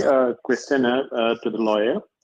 ਮਾਈ ਸਿਸਟਰ ਇਜ਼ ਵਿਜ਼ਿਟਿੰਗ ਹੇਅਰ, ਉਹਨਾਂ ਨੂੰ 4 ਮਹੀਨੇ ਹੋ ਗਏ ਆ, ਤੇ ਉਹਨਾਂ ਦਾ ਪਹਿਲਾਂ ਕੀ ਕਹਿੰਦੇ ਹੁੰਦੇ ਗ੍ਰੀਨ ਕਾਰਡ ਐਪਲੀਕੇਸ਼ਨ ਕੀਤਾ ਹੋਇਆ ਸੀਗਾ ਫਰੋਮ ਮਾਈ ਮਦਰ ਜੀ। ਓਕੇ, ਉਹਨਾਂ ਦਾ I-30 ਅਪਰੂਵ since November 2020 ਜੀ। So after her 90 days stay here, we applied for a change of status. So we thought that the further processing can go on from here. Change of status ਕੀਤੀ ਸੀ ਤੁਸੀਂ 485 file ਕਰਤਾ ਉਹਨਾਂ ਦਾ? Yes. ਅੱਛਾ, ਸੋ ਭਾਜੀ you could not have filed ਕਿਉਂਕਿ ਜਿਹੜੀਆਂ ਨਾ dates current ਨਹੀਂ ਹੈਗੀਆਂ। ਸੋ 485 ਉਦੋਂ ਹੀ ਫਾਈਲ ਹੁੰਦਾ ਜਦੋਂ ਆਹ ਜਿਹੜਾ 2020 ਵਾਲੀ ਡੇਟ ਹੈ ਕਰੰਟ ਹੋਊਗੀ, ਹਨਾ, ਘਰਦਿਆਂ ਦੀ ਜਿਹੜੀ। No, but ਉਹ US ਹੈ ਨਾ, she is visiting here. ਹਾਂਜੀ US ਚ ਵੀ date is not current, so no, the filing date was current. It's September 2017 onwards. ਕਿਹਨੇ ਕੀਤਾ? ਪੇਰੈਂਟਸ ਨੇ ਜਵਾਕ ਦੇ ਲਈ ਕੀਤਾ? ਹਾਂ ਉਹਨਾਂ ਨੇ ਉਹਦੀ ਆਪਣੀ ਕੁੜੀ ਲਈ ਕੀਤਾ ਹੈ। ਅਡਲਟ ਜਵਾਕ ਹੈਗਾ ਇਹ? ਹਾਂਜੀ, adult, yes. ਨਹੀਂ ਹਾਂਜੀ, ਡੇਟਸ ਭਾਜੀ, dates are not current, so you are mistaken. No, I confirm that. In fact, I talked to you too before. ਕਿਹੜੇ ਵਾਲੇ ਵੀਜ਼ੇ ਬੁਲੇਟਿਨ ਚ ਤੁਸੀਂ ਭਾਜੀ ਡੇਟ ਕਰੰਟ ਦੇਖੀ ਹੈ? The current one, even the latest one. It has been, the filing date has been stagnant for the last year or so. ਆਪਾਂ ਹੁਣੇ ਦੇਖ ਲੈਂਦੇ ਹਾਂ ਭਾਜੀ। ਸੋ ਕਿਹੜੀ F1 F3 ਕੈਟਾਗਰੀ ਚ ਕੀਤਾ ਨਾ ਇਹਨਾਂ ਨੇ? No. It should be now. My mother's citizen should be F1. ਇੱਕ ਸੈਕਿੰਡ ਭਾਜੀ। ਵੀਜ਼ਾ ਬੁਲੇਟਿਨ ਦੇ ਵਿੱਚ ਅਗਸਤ ਦੀ ਜਿਹੜੀ F1 ਕੈਟਾਗਰੀ ਆ ਰਹੀ ਆ, ਚਾਰਟ A ਕਿ ਚਾਰਟ B ਅਟਾਰਨੀ ਕਹਿਣਾ ਜੀ, ਕਿਹੜਾ ਦੇਖਣਾ? ਦੋਨੇ ਨਹੀਂ ਕਰੰਟ ਹੋਣੇ ਮੇਰੇ ਹਿਸਾਬ ਨਾਲ। F1 ਦੇ ਵਿੱਚ ਤਾਂ 2015 ਆ। ਹਾਂਜੀ, ਸੋ ਭਾਜੀ ਯੂ ਆਰ ਮਿਸਟੇਕਨ। ਕਿਹੜੇ ਵਾਲੇ ਚਾਰਟ ਚ ਤੁਸੀਂ ਕਰੰਟ ਵੇਖ ਰਹੇ ਆ ਇਹ? Maybe I'm using a wrong terminology. I applied to change the status from a visitor visa. ਹੁਣ ਭਾਜੀ ਮੇਰੀ ਗੱਲ ਸੁਣੋ, ਆਪਣਾ ਨਾ you are talking lot of stuff that this is not true, so you cannot change, right? So I don't want to waste every listener's time. So ਕੀ ਹੈ ਕਿ ਜਿਹੜੀ ਕੈਟਾਗਰੀ ਹੁੰਦੀ ਨਾ, ਉਹਦੇ ਵਿੱਚ ਡੇਟ ਹੁੰਦੀ ਹੈ ਵੀਜ਼ੇ ਬੁਲੇਟਿਨ ਦੀ। F1 ਦੀ ਇਸ ਵੇਲੇ ਇੰਡੀਆ ਦੀ ਜਿਹੜੀ ਐਕਚੁਅਲ ਡੇਟ ਆ ਉਹ ਚੱਲਦੀ ਪਈ ਆ 2015, ਤੇ ਜਿਹੜੀ ਆਪਣੀ ਫਾਈਲਿੰਗ ਵਾਲੀ ਹੈਗੀ ਆ, ਸੁਣ ਲਓ ਭਾਜੀ, if you want to, I've heard what I need to hear. So ਜਿਹੜੀ F1 ਦੀ ਕੈਟਾਗਰੀ ਦੀ ਦੂਜੀ ਫਾਈਲਿੰਗ ਉਹ ਚੱਲਦੀ ਹੈ ਸੈਪਟੰਬਰ 2017। ਇਹ ਜਿਹੜੀ ਚੇਂਜ ਹੋਣੀ ਹੈ ਨਾ, ਸਿਰਫ ਤੇ ਸਿਰਫ ਉਦੋਂ ਹੁੰਦੀ ਹੈ ਜਦੋਂ ਡੇਟਸ ਕਰੰਟ ਹੁੰਦੀਆਂ। ਬਿਨਾਂ ਡੇਟ ਕਰੰਟ ਹੋਏ ਤੁਸੀਂ ਜਿਹੜੀ ਆ ਐਡਜਸਟਮੈਂਟ ਆਫ ਸਟੇਟਸ ਨਹੀਂ ਫਾਈਲ ਕਰ ਸਕਦੇ ਹੈਗੇ। One of the priority date, or maybe I didn't tell you, on a priority date has January 2017. I told you that. Because you told me 2020. That was the I-30 approval date. ਹਾਂਜੀ, ਨਹੀਂ ਉਹ ਤਾਂ ਫਿਰ that is a big factor. ਹਾਂਜੀ, ਸੋ The date was current and then you filed, right? Yes. ਅੱਛਾ ਜੀ, ਦੱਸੋ ਕੀ ਸਵਾਲ ਆ? So now the question is, ਉਹਨਾਂ ਦਾ ਕੀ ਕਹਿੰਦੇ ਨੇ I-94 is expiring in 3 weeks. ਤੇ ਹਜੇ ਪਤਾ ਨਹੀਂ ਲੱਗਿਆ ਕੁਛ ਵੀ ਉਹਨਾਂ ਦੇ ਕੀ ਹੁੰਦਾ ਉਧਰੋਂ INS ਤੋਂ। ਦੇਖੋ, assuming you properly filed, right? I mean, I cannot tell you if you properly filed or not. I mean, it's not my job. So assuming you properly filed, ki date date current sigi and you properly filed, then they are fine. ਜੇ 485 ਉਹਨਾਂ ਦਾ pending ਆ ਤੇ ਉਹਦੇ ਵਿੱਚ ਕੋਈ problem ਨਹੀਂ ਆਣੀ ਚਾਹੀਦੀ, even if I-94 expires. This is assuming you properly and timely filed. Receipt ਦੇ ਉੱਤੇ ਲਿਖਿਆ ਹੁੰਦਾ ਆ ਜਦੋਂ 485 ਆਉਂਦਾ ਆ? 485 ਦਾ ਲੌਜਿਕ ਸਿਰਫ ਇਹ ਹੁੰਦਾ ਕਿ ਜਦੋਂ ਤੁਸੀਂ ਵੀਜ਼ੇ ਦੇ ਵਿੱਚ ਹੁੰਨੇ ਆ ਤੇ ਸਟੇਟਸ ਦੇ ਵਿੱਚ ਹੁੰਨੇ ਆ, ਤੁਸੀਂ 485 ਲਾਂਚ ਕਰ ਦਿੰਦੇ ਆ ਇੱਕ ਵਾਰੀ ਤੇ ਉੱਤੇ ਤੁਸੀਂ ਪ੍ਰੋਟੈਕਟਡ ਰਹਿੰਦੇ ਆ। ਜੋ ਪ੍ਰੋਪਰਲੀ ਟਾਈਮਲੀ ਫਾਈਲਡ ਆ ਫਿਰ ਤੁਹਾਨੂੰ ਕੋਈ ਪ੍ਰੋਬਲਮ ਨਹੀਂ ਹੋਗੀ ਜਦ ਤੱਕ ਉਹ ਪੈਂਡਿੰਗ ਰਹਿੰਦਾ। So by the but I've not got the receipt notice yet. Paji, that is the risk you assume with self filing.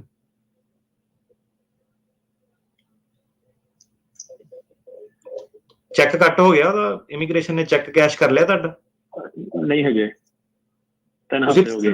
Matter of caution ਨਾ ਜਿਹੜਾ ਆਪਣਾ ਇੱਕ ਹੈਗਾ ਉਹ ਉਹਨਾਂ ਦਾ ਜਿਹੜਾ ਟੂਰਿਸਟ ਵੀਜ਼ੇ ਦੀ ਵੀ ਐਕਸਟੈਂਸ਼ਨ ਜਿਹੜੀ ਫਾਈਲ ਕਰ ਦਿਓ as a matter of caution. Okay, thank you.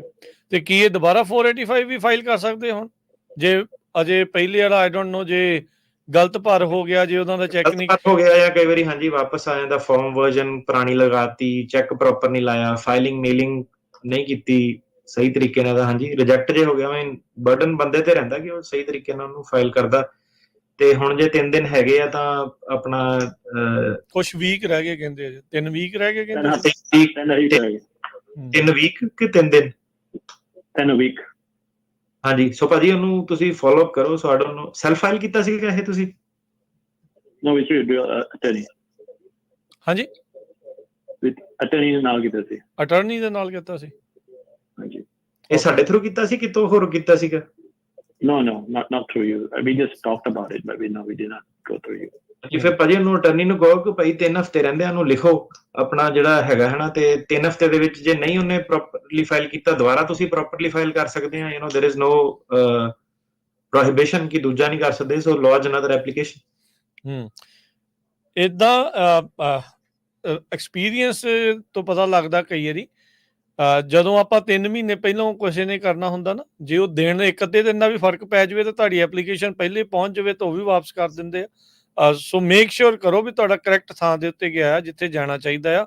ਆਪਣੇ ਵਕੀਲ ਨੂੰ ਜਿਹੜਾ ਇਹ ਜਿਹੜੇ ਸਵਾਲ ਆ ਉਹ ਹੁਣ ਪੁੱਛੋ ਵੀ ਭਾਈ ਕੀ ਚੱਕਰ ਆ, ਕੀ ਕੀਤਾ ਜਾ ਸਕਦਾ ਆ। ਫੋਲੋ ਅਪ ਕਰਕੇ ਦੇਖੋ, ਜੇ ਨਹੀਂ ਹੈਗਾ ਤਾਂ ਇੱਕ ਦੁਬਾਰਾ ਫਾਈਲ ਕਰਕੇ ਐਟਲੀਸਟ ਸੇਫ ਹੋਣ ਦੀ ਜਿਹੜੀ ਤੁਸੀਂ ਕੋਸ਼ਿਸ਼ ਕਰੋ।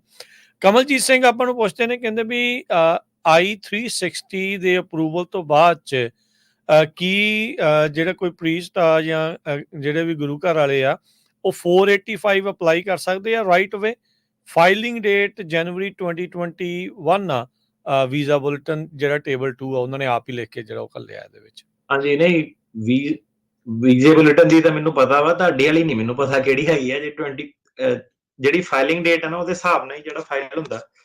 ਪਹਿਲਾਂ ਕੀ ਹੁੰਦਾ ਸੀਗਾ ਕਿ ਇਹ ਡੇਟਾ ਨਾ ਜਿਹੜੇ ਕਰੰਟ ਰਹਿੰਦੀਆਂ ਸੀਗੀਆਂ ਹਮੇਸ਼ਾ ਰਿਲੀਜੀਅਸ ਵਰਕਰ ਵਾਸਤੇ, ਗੁਰਦੁਆਰਿਆਂ ਵਾਲੇ ਜਿਹੜੇ ਕੇਸ ਆ ਤੇ ਰਾਈਟ ਵੇ ਫਾਈਲ ਹੋ ਜਾਂਦੇ ਸੀਗੇ। ਹੁਣ ਇਹਦੇ ਵਿੱਚ ਬੈਕਲੌਗ ਜਿਹੜਾ ਆ ਗਿਆ, ਜਦੋਂ ਤੁਸੀਂ ਆਪਣਾ ਉਹ 360 ਨੂੰ ਲਾਂਚ ਕਰਦੇ ਆ ਫਾਈਲ ਹੁੰਦਾ ਤੁਹਾਡਾ, ਉਦੋਂ ਤੁਹਾਨੂੰ ਡੇਟ ਜਿਹੜੀ ਅਸਾਈਨ ਹੁੰਦੀ ਹੈ।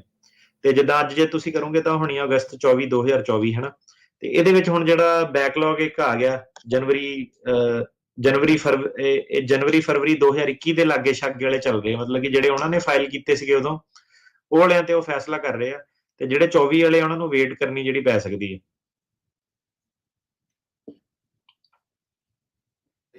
ਜੀ, ਆਪਣੇ ਅਗਲੇ ਕਾਲਰ ਉਹਨਾਂ ਵੱਲ ਵੱਧਦੇ ਆ। ਸੁਖਵਿੰਦਰ ਜੀ।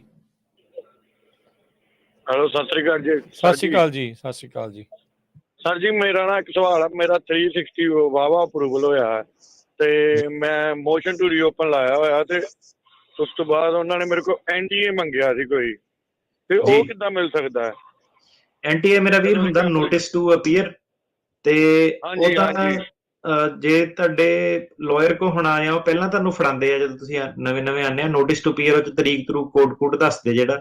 ਤੇ ਜੇ ਨਹੀਂ ਹੈਗਾ ਤੁਸੀਂ 2 ਤਰੀਕੇ ਕਰ ਸਕਦੇ ਆ। ਤੁਸੀਂ ਨਾ ਆਪਣੇ ਕੋਰਟ ਦੇ ਵਿੱਚ ਜਾ ਸਕਦੇ ਆ ਜਿੱਥੇ ਵੀ ਤੁਹਾਡਾ ਕੇਸ ਆ, ਤੇ ਉਹਨਾਂ ਨੂੰ ਕਹਿ ਸਕਦੇ ਆ ਕਿ ਮੈਂ ਫਾਈਲ ਆਪਣੀ ਇੰਸਪੈਕਟ ਕਰਨੀ ਆ ਨਾ, ਤੇ ਉੱਥੋਂ ਤੁਸੀਂ ਫਿਰ ਕਾਪੀ ਬਣਵਾ ਸਕਦੇ ਆ ਆਪਣੀ NTA ਦੀ।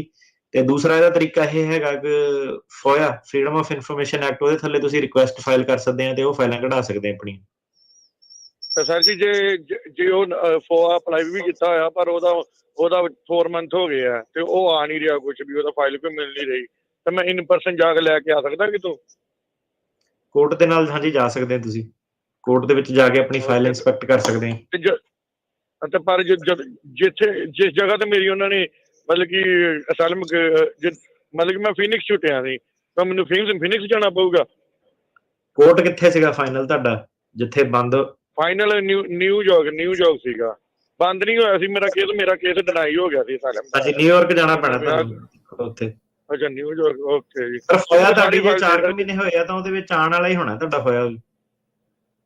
ਹਾਂਜੀ ਤੇ ਸਰ ਜੀ ਉਸ ਤੋਂ ਬਾਅਦ ਜੇ ਮੇਰਾ 362 ਮੋਸ਼ਨ ਟੂ ਰੀਓਪਨ ਕਲੋਜ਼ ਗਿਆ, ਉਸ ਤੋਂ ਬਾਅਦ ਤੁਹਾਡੀ BIA ਦੀ ਅਪੀਲ ਕਿੰਨੇ ਫਾਈਲ, ਜਿਹੜਾ BIA ਦੀ ਅਪੀਲ ਜਿਹਨੇ ਫਾਈਲ ਕੀਤੀ ਸੀ ਨਾ, ਜਿਹੜੇ BIA ਦੀ ਜਿਹੜੀ ਅਪੀਲ ਹੁੰਦੀ ਆ ਉਦੋਂ ਵੀ ਜਿਹੜਾ ਰੈਕੋਰਡ ਹੁੰਦਾ, ਰੈਕੋਰਡ ਆਫ ਪ੍ਰੋਸੀਡਿੰਗ, ਉਹ ਵੀ ਵਕੀਲ ਨੂੰ ਦਿੰਦੇ ਆ। ਸੋ ਵਕੀਲ ਦੇ ਕੋਲ ਜਿਹਨੇ ਤੁਹਾਡੀ ਅਪੀਲ ਫਾਈਲ ਕੀਤੀ ਸੀ ਉਹਦੇ ਕੋਲ ਵੀ ਜਿਹੜਾ NTA ਹੋਣਾ ਤੁਹਾਡਾ। ਓਕੇ, ਜਿਹੜੀ ਤੁਸੀਂ ਪਹਿਲੇ ਵਾਲੀ ਕਹਿ ਰਹੇ ਹੋ ਜਿਹੜੀ ਫਸਟ ਟਾਈਮ ਕਰਦੇ ਹੋ ਡਿਨਾਈ ਹੁੰਦਾ, ਉਸ ਤੋਂ ਬਾਅਦ? ਹਾਂਜੀ ਜੀ ਜੀ ਠੀਕ ਹੈ ਜੀ, ਠੀਕ ਹੈ ਜੀ, ਥੈਂਕ ਯੂ ਜੀ, ਮਿਹਰਬਾਨੀ ਜੀ, ਸ਼ੁਕਰੀਆ। ਆਪਣੇ ਅਗਲੇ ਕਾਲਰ ਨੇ ਇੰਦਰਪ੍ਰੀਤ। ਹਾਂਜੀ ਇੰਦਰਪ੍ਰੀਤ, ਸਤਿ ਸ਼੍ਰੀ ਅਕਾਲ। ਹਾਂਜੀ ਸਤਿ ਸ਼੍ਰੀ ਅਕਾਲ ਜੀ, ਸਤਿ ਸ਼੍ਰੀ ਅਕਾਲ ਜੀ ਭਾਜੀ। ਤੇ ਹਾਂਜੀ ਮੇਰਾ ਕੁਐਸਚਨ ਸੀਗਾ ਜੀ, ਮੈਂ ਹਜੇ ਨਾ F1 ਵੀਜ਼ਾ ਤੇ OPT ਤੇ ਹੈਗਾ, ਤੇ ਮੈਂ STEM OPT ਅਪਲਾਈ ਕੀਤੀ ਹੋਈ ਹੈ, ਤੇ OPT ਦੇ ਦੌਰਾਨ ਨਾ ਭਾਜੀ ਮੇਰਾ ਇੰਡੀਅਨ ਪਾਸਪੋਰਟ ਐਕਸਪਾਇਰ ਹੋ ਗਿਆ ਸੀ, ਤੇ ਮੈਂ ਰੀਨਿਊ ਕਰਵਾ ਲਿਆ, ਬਟ ਪਿਛਲੇ ਦੀ ਐਕਸਪਾਇਰੀ ਤੇ ਨਵੇਂ ਦੇ ਲਾਈਕ ਇਸ਼ੂ ਦੇ ਵਿੱਚ 3-4 ਮਹੀਨੇ ਦਾ ਗੈਪ ਪੈ ਗਿਆ। ਜਦੋਂ ਮੈਂ ਹੁਣ STEM OPT ਅਪਲਾਈ ਕੀਤੀ ਹੈ, ਮੈਂ ਦੋਨੋਂ ਪਾਸਪੋਰਟ ਯੂਜ਼ ਕੀਤੇ ਨੇ, ਤੇ ਮਤਲਬ ਮੇਰੀ STEM OPT ਡਿਨਾਈ ਹੋ ਸਕਦੀ ਹੈ? ਮੋਸਟ ਲਾਈਕਲੀ ਨਾਟ। ਜਿਹੜੀ STEM ਉਹਨਾਂ ਦੀ ਰਿਕੁਆਇਰਮੈਂਟ ਜਿਹੜੀ ਹੁੰਦੀ ਆ, ਜੇ ਤੁਹਾਡਾ ਹੋ ਗਿਆ ਤਾਂ ਇਹਦੇ ਬੇਸ ਤੇ ਤਾਂ ਨਹੀਂ ਡਿਨਾਈ ਹੋ ਸਕਦੀ ਮੇਰੇ ਹਿਸਾਬ ਨਾਲ। ਅੱਛਾ, ਮੈਂ ਐਕਚੁਅਲੀ ਕਈ ਆਨਲਾਈਨ ਜਗ੍ਹਾ ਤੇ ਲਿਖਿਆ ਹੋਇਆ ਕਿ F1 ਸਟੂਡੈਂਟਸ ਨੂੰ ਲਾਈਕ ਸਟੇਟਸ ਮੇਨਟੇਨ ਕਰਨ ਲਈ you should have a valid passport. ਕਹਿੰਦੇ ਤਾਂ ਹੈਗੇ ਆ 6 ਮਹੀਨੇ ਮਤਲਬ ਤੋਂ ਜ਼ਿਆਦਾ ਆਣਾ ਨਹੀਂ ਚਾਹੀਦਾ, ਬਟ ਜੇ ਤੁਹਾਡਾ ਹੈਗਾ ਤਾਂ ਆਈ ਥਿੰਕ ਪ੍ਰੋਬਲਮ ਹੋਣੀ ਨਹੀਂ ਚਾਹੀਦੀ ਮੇਰੇ ਹਿਸਾਬ ਨਾਲ। ਓਕੇ ਠੀਕ ਹੈ, ਥੈਂਕ ਯੂ ਭਾਜੀ। ਜੀ ਓਕੇ, ਥੈਂਕ ਯੂ। ਪ੍ਰਵੀਨ, ਸਤਿ ਸ਼੍ਰੀ ਅਕਾਲ।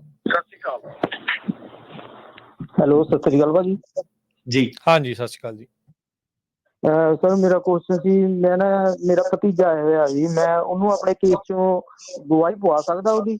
ਮੇਰੀ ਫਰਵਰੀ ਚੋਂ ਫਾਈਨਲ ਹੈ ਜੀ। ਹਾਂਜੀ ਹਾਂਜੀ ਪਵਾ ਸਕਦੇ।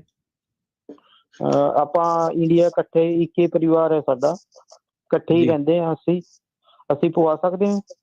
ਹਾਂਜੀ ਹਾਂਜੀ ਪਵਾ ਸਕਦੇ, ਕਿਸੇ ਦੀ ਵੀ ਗਵਾਹੀ ਪਵਾ ਸਕਦੇ, ਭਾਵੇਂ ਗਵਾਂਢੀ ਦੀ ਪਵਾਓ, ਭਾਵੇਂ ਜਿਹੜੇ ਬੰਦੇ ਕੋਲ ਵੀ ਕੁਝ ਵੀ ਰੈਲੀਵੈਂਟ ਹੈਗਾ ਤੁਹਾਡੇ ਕੇਸ ਲਈ ਦੱਸਣ ਲਈ, ਤੁਸੀਂ ਉਹਦੀ ਗਵਾਹੀ ਪਵਾ ਸਕਦੇ। ਅੱਛਾ ਜੀ ਭਾਜੀ, ਮੇਰਾ ਇੱਕ ਕੁਐਸਚਨ ਹੋਰ ਸੀ, ਮੇਰਾ ਨਾ ਜੱਜ ਹੈਨਿਸ ਹੰਟਰ ਹੈ, ਤੁਹਾਡੇ ਕੋਲ ਹੀ ਹੈ ਮੇਰਾ ਕੇਸ ਸੈਕਰਾਮੈਂਟੋ, ਉਹਦੀ ਰੇਟਿੰਗ ਕਿੱਦਾਂ ਭਾਜੀ? ਡੈਨੀਸ ਹੰਟਰ ਜੱਜ? ਹਾਂਜੀ ਬਹੁਤ ਵਧੀਆ ਜੱਜ ਹੈ ਭਾਜੀ। ਅੱਛਾ, ਤਿਆਰੀ ਰੱਖੋ ਪੂਰੀ, ਕੰਮ ਖਿੱਚ ਕੇ ਬਸ। ਬਹੁਤ ਵਧੀਆ ਵਾ। ਜਿਹੜਾ ਤੁਹਾਡੇ ਜਿਹੜਾ ਹੈ ਨੈਫਿਊ ਹੈ ਵੀ ਸਾਲਮ ਵਾਲਾ ਕੇਸ ਹੈ ਇਹਦਾ? ਹਾਂਜੀ ਸਾਲੋਂ ਵਾਲਾ ਹੀ ਕੇਸ ਹੈ, ਉਹਦਾ ਗ੍ਰਾਂਟ ਹੋਇਆ ਹੋਇਆ ਕੇਸ ਭਾਜੀ, ਜਿਹੜਾ ਭਤੀਜਾ ਮੇਰਾ। ਠੀਕ ਆ, ਉਤੋਂ ਪ੍ਰਾਈਵੇਸੀ ਵੇਵਰ ਵਗੈਰਾ ਲੈਣੇ ਪੈਂਦੇ ਆ, ਤੇ ਉਹਦੇ ਵਕੀਲ ਤੋਂ ਪਰਮਿਸ਼ਨ ਲੈਣੀ ਪੈਣੀ ਆ, ਤੇ ਹਾਂਜੀ ਦਵਾਓ ਗਵਾਹੀ ਜ਼ਰੂਰ ਜੇ ਤੁਹਾਡੀ ਹੈਲਪ ਕਰ ਸਕਦਾ ਭਾਜੀ। ਉਹਦਾ ਕੇਸ ਤਾਂ ਗ੍ਰਾਂਟ ਹੋਇਆ ਹੋਇਆ। ਨਹੀਂ ਗਵਾਹੀ ਦਿਵਾਉਣ ਲਈ ਨਾ ਮੇਰਾ ਵੀਰ ਪ੍ਰਾਈਵੇਸੀ ਵੇਵਰ ਚਾਹੀਦਾ ਹੁੰਦਾ ਵਾ ਇੱਕ, ਉਹਦੀ ਫਾਈਲ ਗਵਾਹੀ ਨਹੀਂ ਉਹਨੂੰ ਦੇਣ ਦੇਣੀ, ਪ੍ਰਾਈਵੇਸੀ ਵੇਵਰ ਚਾਹੀਦਾ ਹੁੰਦਾ, ਤੇ ਸਰਕਾਰ ਉਹਦੀ ਫਿਰ ਫਾਈਲ 'ਚ ਝਾਂਤੀ ਮਾਰ ਸਕੇ ਤਾਂ ਕਿ। ਤੇ ਉਹ ਵਕੀਲ ਦੇ ਥਰੂ ਨਾਲ ਜਾਣਾ ਪੈਣਾ, ਜਿਹਦੇ ਥਰੂ ਵੀ ਕੀਤਾ। ਪ੍ਰਾਈਵੇਸੀ ਵੇਵਰ ਤਾਂ ਉਹਨੇ ਆਪ ਹੀ ਸਾਈਨ ਕਰਨਾ ਹੁੰਦਾ ਵਾ, ਤੇ ਪਰ ਉਹਦੀ ਹੁਣ ਜਿਹੜਾ ਕਿਉਂਕਿ ਉਹਦਾ ਕੇਸ ਆਲਰੇਡੀ ਹੈਗਾ, ਬਿਆਨ ਵੀ ਉਹਨਾਂ ਦੇ ਹੈਗੇ ਆ, ਤਾਂ ਉਹਨੂੰ ਵੀ ਸਲਾਹ ਕਰਨੀ ਚਾਹੀਦੀ ਹੈ ਆਪਣੇ ਵਕੀਲ ਨਾਲ ਪ੍ਰਾਈਵੇਸੀ ਵੇਵਰ ਬਾਰੇ। ਉਹਦਾ ਵੀ ਕੇਸ ਗ੍ਰਾਂਟ ਹੋ ਗਿਆ ਭਾਜੀ, ਉਹਨੂੰ ਕੀ ਪ੍ਰੋਬਲਮ ਇਹ ਹੋ ਜਾਂਦੀ ਕਿ ਹੁਣ ਕੋਈ ਹੋਰ ਗੜਬੜ ਹੋ ਗਈ ਤੇ ਕੇਸ ਫਿਰ ਰੀਓਪਨ ਵੀ ਹੋ ਸਕਦਾ ਨਾ। ਠੀਕ ਹੈ ਜੀ, ਤਲਵਾਰ ਦੋਨੋਂ ਪਾਸੇ ਚੱਲਦੀ ਮੇਰਾ ਵੀਰ, ਫਾਇਦਾ ਵੀ ਹੁੰਦਾ ਵਾ ਤੇ ਨੁਕਸਾਨ ਵੀ ਹੋ ਜਾਂਦਾ ਵਾ ਗਵਾਹੀ ਦਾ। ਜੀ ਠੀਕ ਹੈ ਪ੍ਰਵੀਨ ਜੀ, ਥੈਂਕ ਯੂ ਭਾਜੀ, ਮਿਹਰਬਾਨੀ ਜੀ। ਹਾਂਜੀ ਹਰਜੀਤ ਜੀ। ਹਾਂਜੀ ਸਰ, ਹੈਲੋ। ਹਾਂਜੀ ਹੈਲੋ ਜੀ। ਹਾਂਜੀ ਸਰ, ਸਤਿ ਸ਼੍ਰੀ ਅਕਾਲ ਸਰ। ਸਤਿ ਸ਼੍ਰੀ ਅਕਾਲ ਜੀ। ਜੀ ਸਰ ਮੇਰਾ ਇੱਕ ਕੁਐਸਚਨ ਸੀਗਾ ਸਰ, ਜਿੱਦਾਂ ਸਰ ਮੇਰਾ ਅਸਾਈਲਮ ਗ੍ਰਾਂਟ ਹੋ ਗਿਆ ਸੀਗਾ, ਤਾਂ ਅਸਾਈਲਮ ਤੋਂ ਬਾਅਦ ਮੇਰਾ ਵਿਆਹ ਦਾ ਕੇਸ ਵੀ ਹੋ ਗਿਆ ਸੀ, ਤਾਂ ਮੈਂ ਗ੍ਰੀਨ ਕਾਰਡ ਵਿਆਹ ਦਾ ਲਿਆ ਆ, ਤਾਂ ਸਰ ਜੇ ਮੈਂ ਹੁਣ ਇੰਡੀਆ ਜਾਣਾ ਆ ਤਾਂ ਕੋਈ ਪ੍ਰੋਬਲਮ ਤਾਂ ਨਹੀਂ ਹੋਊਗੀ ਮੈਨੂੰ ਮੁੜ ਕੇ ਆਊਂਗਾ ਤਾਂ?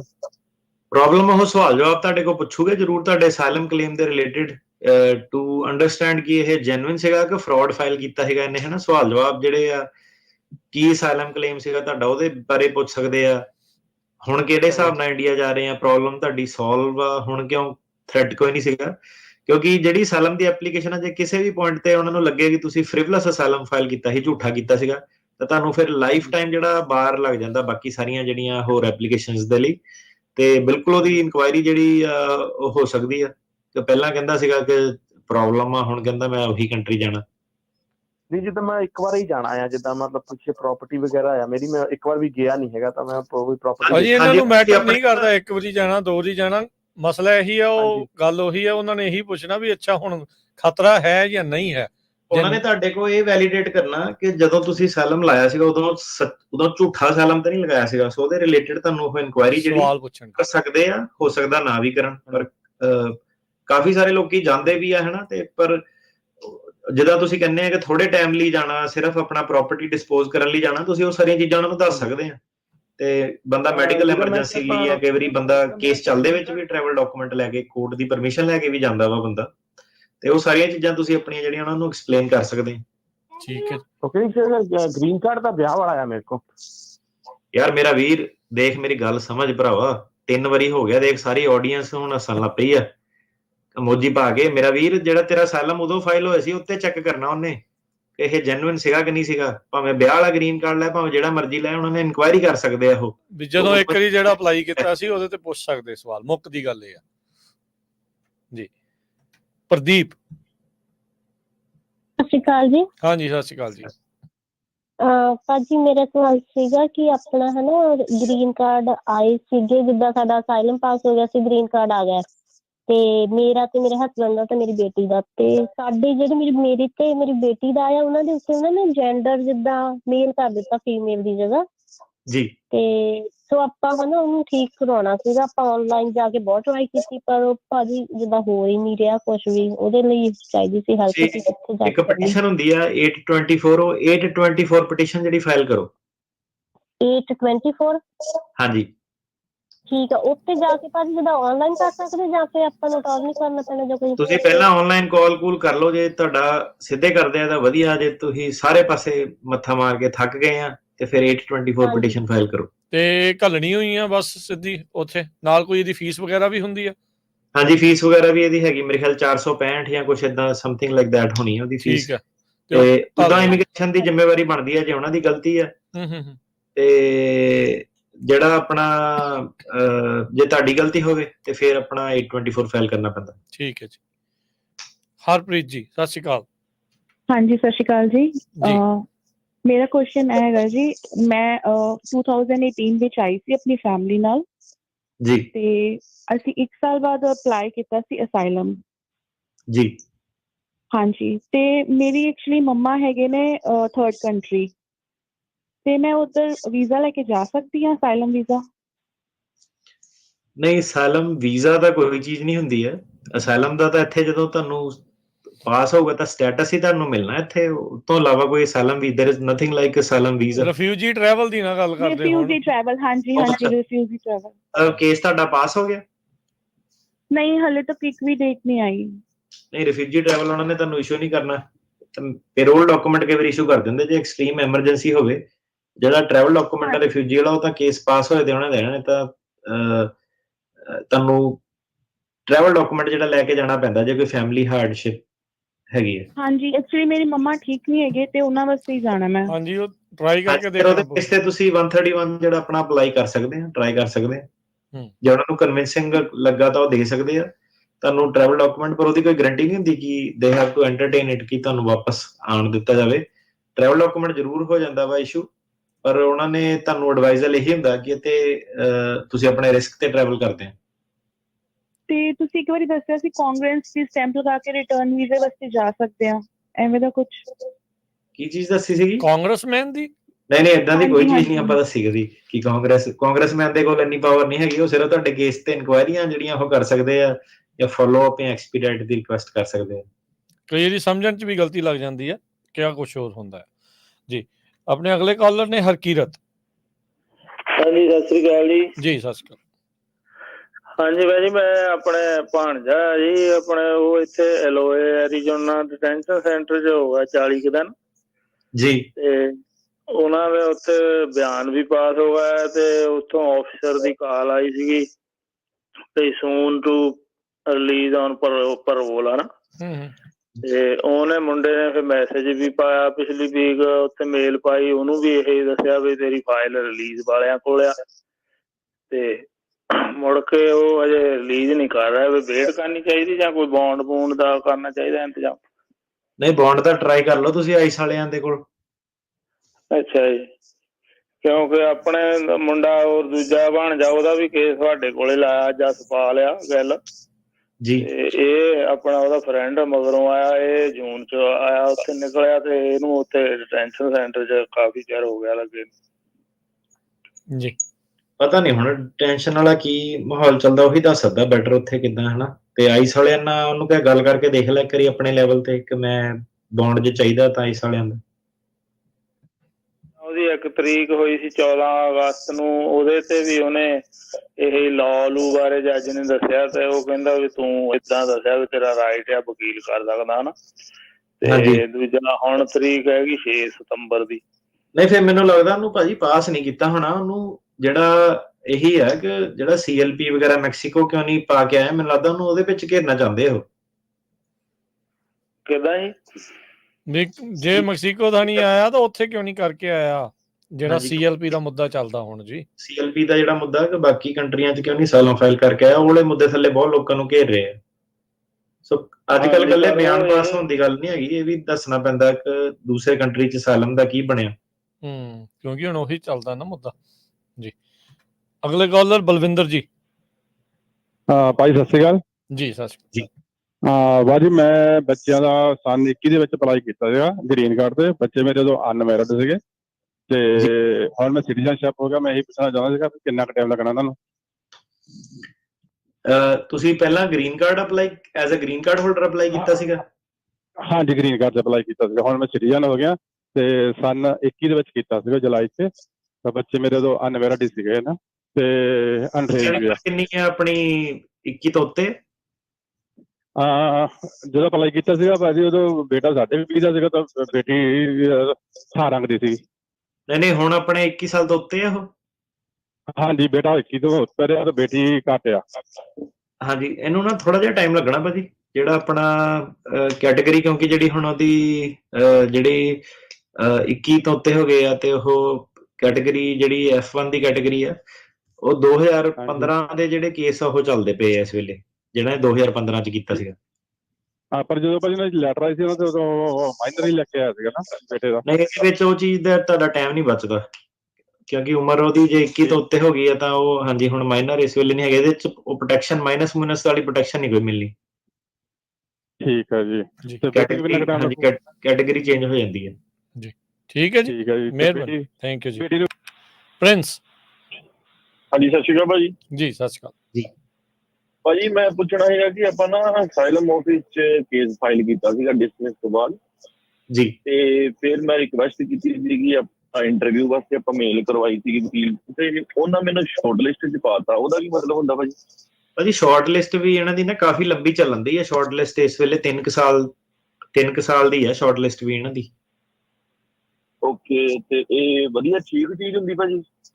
ਇਹ ਬਸ ਭਾਜੀ ਉਹੀ ਆ ਕਿ ਇੱਕ ਫਾਸਟ ਵਾਲੀ ਲੇਨ ਹੁੰਦੀ ਹੈ, ਇੱਕ ਸਲੋ ਵਾਲੀ ਲੇਨ ਹੁੰਦੀ ਹੈ। ਫਾਸਟ ਵਾਲੀ 'ਚ ਪਾਇਆ, ਪਰ ਜ਼ਿਆਦਾਤਰ ਆਪਾਂ ਦੇਖਿਆ ਜਿਹੜਾ ਰਿਜ਼ਲਟ ਉਹ ਮੈਂਡੇਮਸ ਜਿਹੜਾ ਲਾਅ ਸੂਟ ਆ ਨਾ ਉਹ ਕਰਕੇ ਹੀ ਤੁਹਾਡਾ ਜਿਹੜਾ ਹੁਣ ਉਹਨੇ ਤਰੀਕ ਦੇਣੀ ਆ। ਪਰ ਤੁਸੀਂ ਵੇਟ ਕਰੋ ਇਹਦੀ ਥੋੜੀ ਜਿਹੀ, ਫਿਰ ਦੁਬਾਰਾ ਫਾਲੋ ਅਪ ਕਰ ਲਿਓ ਕਿਉਂਕਿ ਹੁਣ ਤਰੀਕਾਂ ਦੀਆਂ ਜਿਹੜੀਆਂ ਆਉਣੀਆਂ ਸ਼ੁਰੂ ਹੋ ਗਈਆਂ ਸਾਲਨ ਦੀਆਂ।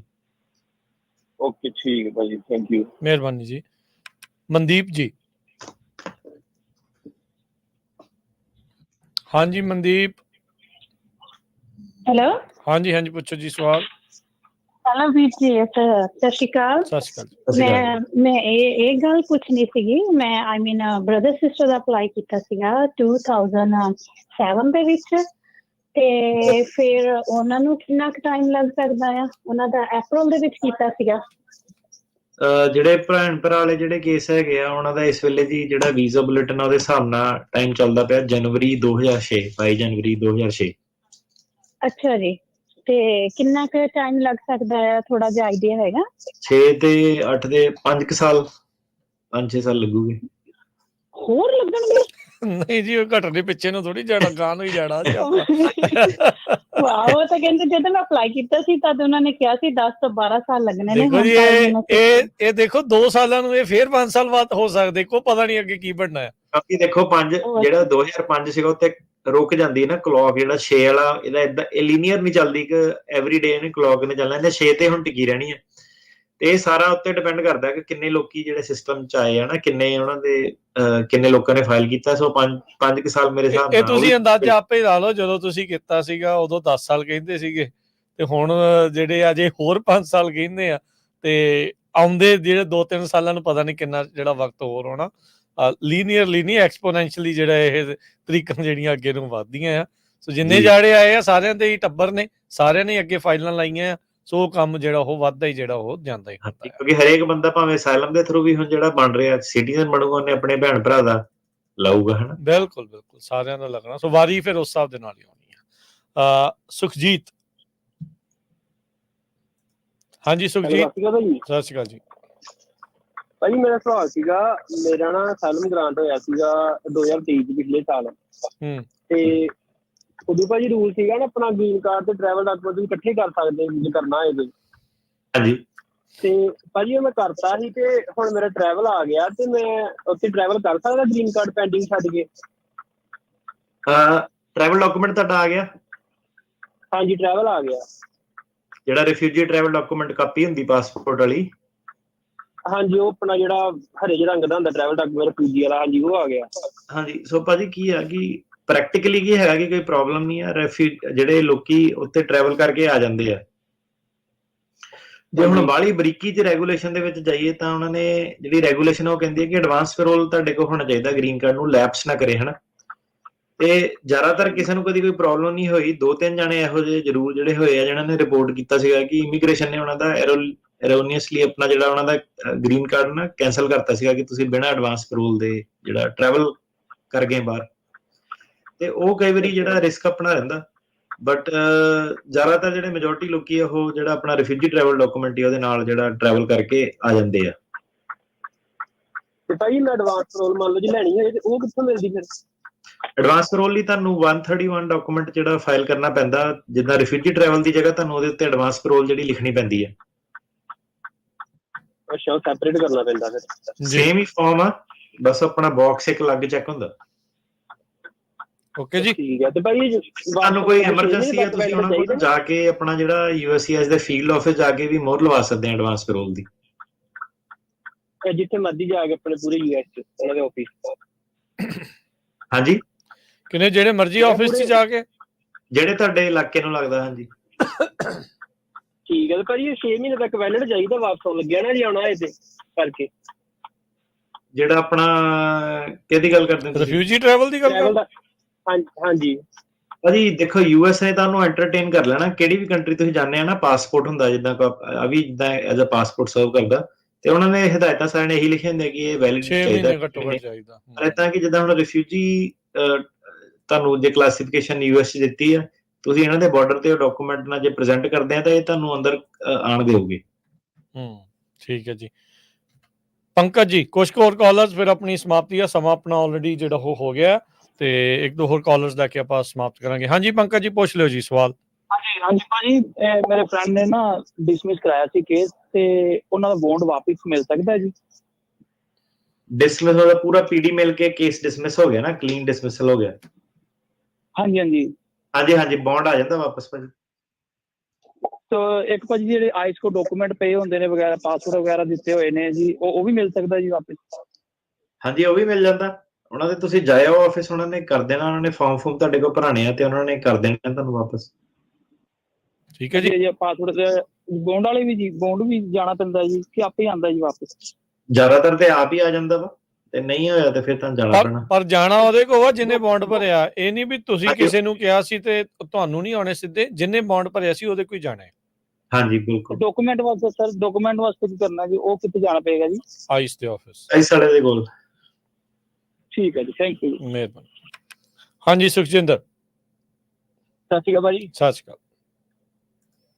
ਭਾਜੀ ਮੇਰਾ ਕੁਐਸਚਨ ਹੀ, ਮੇਰੀ ਵਾਈਫ ਦੀ ਫਾਈਨਲ ਹੀਅਰਿੰਗ ਜੀ, ਤੇ ਉਹਨਾਂ ਨੇ ਬੱਚੇ ਦੇ ਫਿੰਗਰ ਮੰਗ ਲਏ ਜੀ। ਉਹ ਅਜੇ 13 ਸਾਲ, ਹੁਣੇ 14 ਸਾਲ ਦਾ ਹੋਇਆ ਸੀ 2 ਮਹੀਨੇ ਪਹਿਲਾਂ ਹੀ।